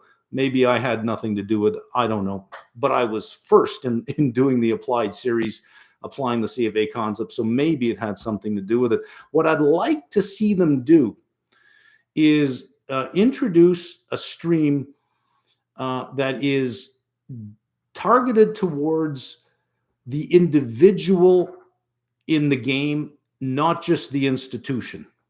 So that, call it an entrepreneurial track, where you're going to learn everything you need to learn. But at level 3, you have your portfolio construction, you have private market, you have private wealth, but then maybe you have hedge fund strategies or something like that, or entrepreneurial investing, or trading for the individual, or managing your own, or family office, or something like that, where it really shows you how you can create your own career by trading and investing in the markets. Because it's not, it is not what most people think: buy it at this price, sell it at this price.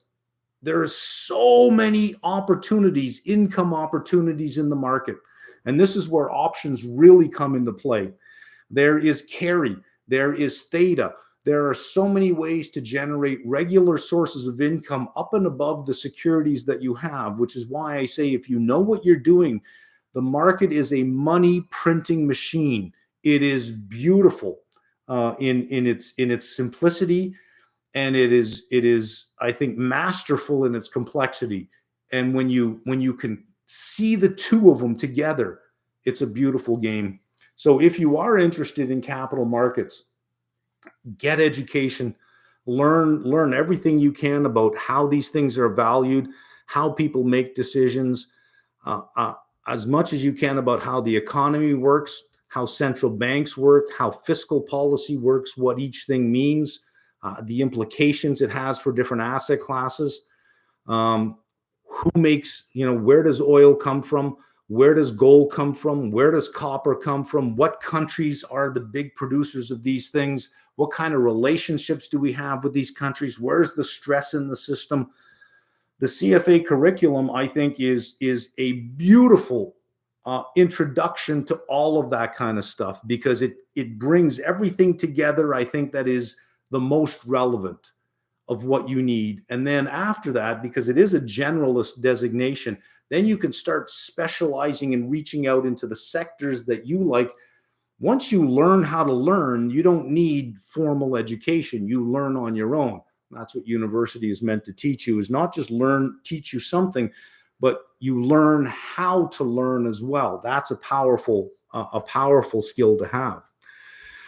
Anyways, it's been 3 hours. I can see that there are still many questions flying by. We've got 200 people on. Let me answer about 4 or 5 more, and then we'll wrap it up for the night. Let's see.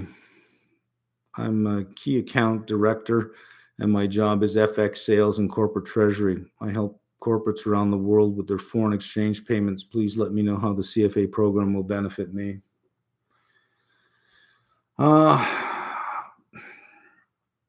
So, when we say, how will this benefit me, we can think about it in 2 ways.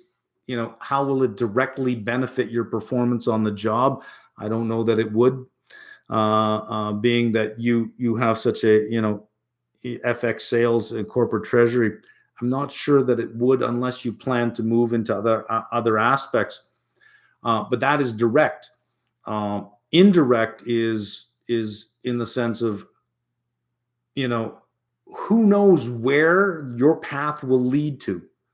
And the world is full of opportunity. And if you love the finance field, being prepared, I think, is step number 1, because there's opportunity everywhere.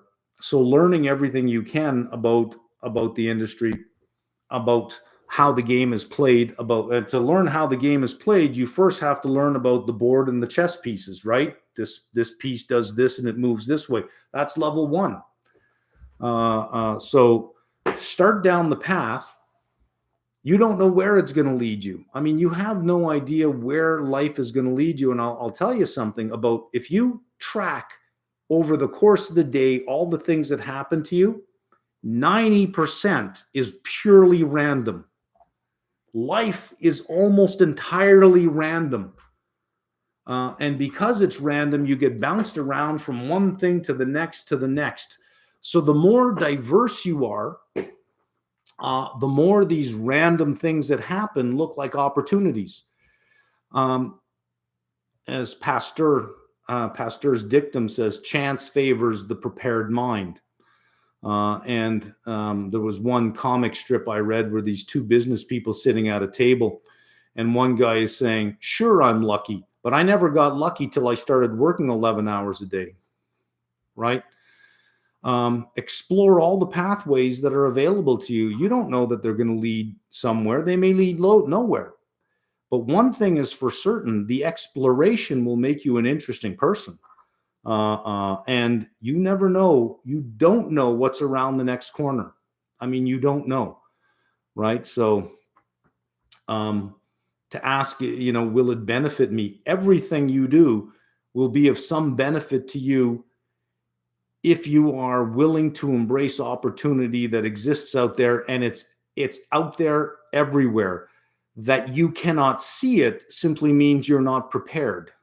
You didn't spend any time preparing. So if somebody says, well, you got to get lucky in life. No, you got to be prepared.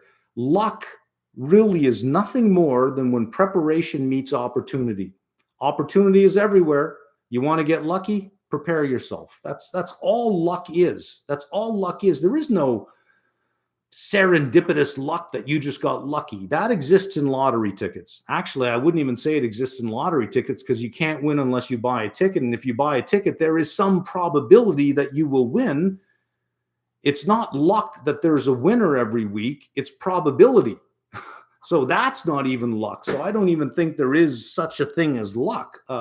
If you have a world full of opportunities and you start to prepare yourself, you'll start to get lucky. So one more question here. Let's see.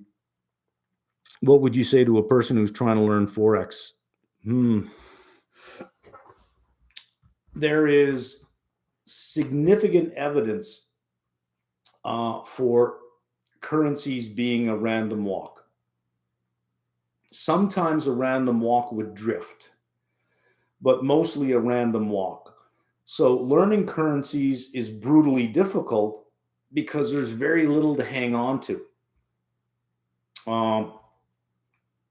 It's most of it comes down to either inflation differentials or interest rate differentials. So the most you can hope for in currencies, I think, is to find a currency that is a random walk with drift. But even with drift, they have drift for a period of time and then they don't. So currencies are hard to play. I will say that they are hard to play. So trying to learn currencies, I think, pick a couple. Just pick a couple. Maybe for me, it's I got the Canadian and the Mexican peso. I've recently added the yen because in times of crisis, the yen does very well. But of all the currencies in the world, I don't attempt to try to learn all of them. You simply can't. You can't know all of those economies and all of the drivers of central bank action. You can't possibly know that. I think if you know the big major exports of every country and their trading partners, you can do quite well. On the next business cycle upswing, on the next expansion, I think the Australian dollar will do very well because its economy has a large sector that is mining and metals, a large sector. Same with the Canadian economy, a large sector. And Australia's biggest trading partner is China. So the Australian dollar, I think, will do very well in the next upswing, but we got to get there first. For currencies, I think you really got to think about stress versus not stress, risk on versus risk off. And if we're in a risk on environment, it's the Swiss franc, the yen, and the US dollar. It doesn't matter what you think. I think the next big currency, the currency that has outperformed even the strongest US dollar last year, was the Mexican peso, best performing currency on the planet, because I think if you're nearshoring, Mexico makes a lot of sense because it has lower labor costs than China. So for North America, your best stop is Mexico. It's a friendly country and it's in the North American trading agreement. And we're seeing more investment going into Mexico. And I think that foreign direct investment will continue. These are the things you have to look at if you're going to be in currencies, or big, fat macro trends like that. But most traders in Forex are technical traders, lines on charts, and they try to trade technically. And you can do that for a certain time until the fundamentals show up. And if you're on the wrong side of the fundamentals, currencies move like that. Currencies adjust like that. They'll move 60 pips in 4 seconds when something happens. And they can crush you if you don't have tight stops on there. So when I think about currencies, I think about big, broad trends like foreign direct investment, differentials between interest rates, so different yield curves in two countries where they're not expected to change anytime soon. Then you have sort of a carry trade that you can take advantage of. But currencies are brutally difficult to play, brutally difficult. Okay, one more, and then we'll leave it here. Any interesting divergences in the markets that you're seeing? Yeah. If you watch the market outlook that I posted today, government bond yields are screaming recession on the horizon. Corporate spreads are saying, not interested. And equities are screaming higher, are screaming everything is okay, everything is fixed, up we go, pushing to 18 times forward earnings. Forward earnings haven't come down. They're still sitting at 219, 220. Given what we've had in the last 3 weeks with the stress in the banking system, for earnings not to come down, forward earnings not to adjust downwards. What the hell? So equities are still screaming no landing. Bonds are screaming hard landing. And corporate spreads are saying, leave me alone. Mortgage rates are saying things are getting better. The home builders are saying this is a roaring economy. I don't know what you want to talk about divergences. The market is nothing but a bunch of divergences today. Every opinion is being expressed in prices. There seems to be zero consensus. Oh, in corporate bonds, there is a consensus. Everyone agrees hard landing. In equities, there is a consensus going on, it seems, that, oh no, we're going into a bull market. In fact, on Friday, the NASDAQ flirted with 20% off the bottom, going into a technical bull market before a recession even happens. I know the market is early, but to have the sell-off and the recovery happen before the recession even shows up, I mean, come on. So yeah, I think there's just nothing but divergences in the market right now. Huge divergences. So yeah, those are the big divergences that I see. That seems to be about it. Everything else seems to be following in line with beta. Anything that's diverging seems to have such a high correlation with beta right now, which is the market. Either you're correlated with beta or you're correlated with duration. But there seems to be no middle ground anymore. So anyways, that's it. We're 3 hours, 10 minutes in. I got to end it at some point. Otherwise, I'll never finish. Next Sunday is level 3. We'll do one for level 3 next Sunday. So not that anybody on here is going to be taking the level 3, but I will talk about level 3 in case you have any questions about that in the future. Until then, I will be signing off, and I will, I'll have another one of these in a couple more months, 2 or 3 more months. I'll do another level 1. The recording should be made available as soon as I hit end and it renders. You should be able to see it in about an hour or so.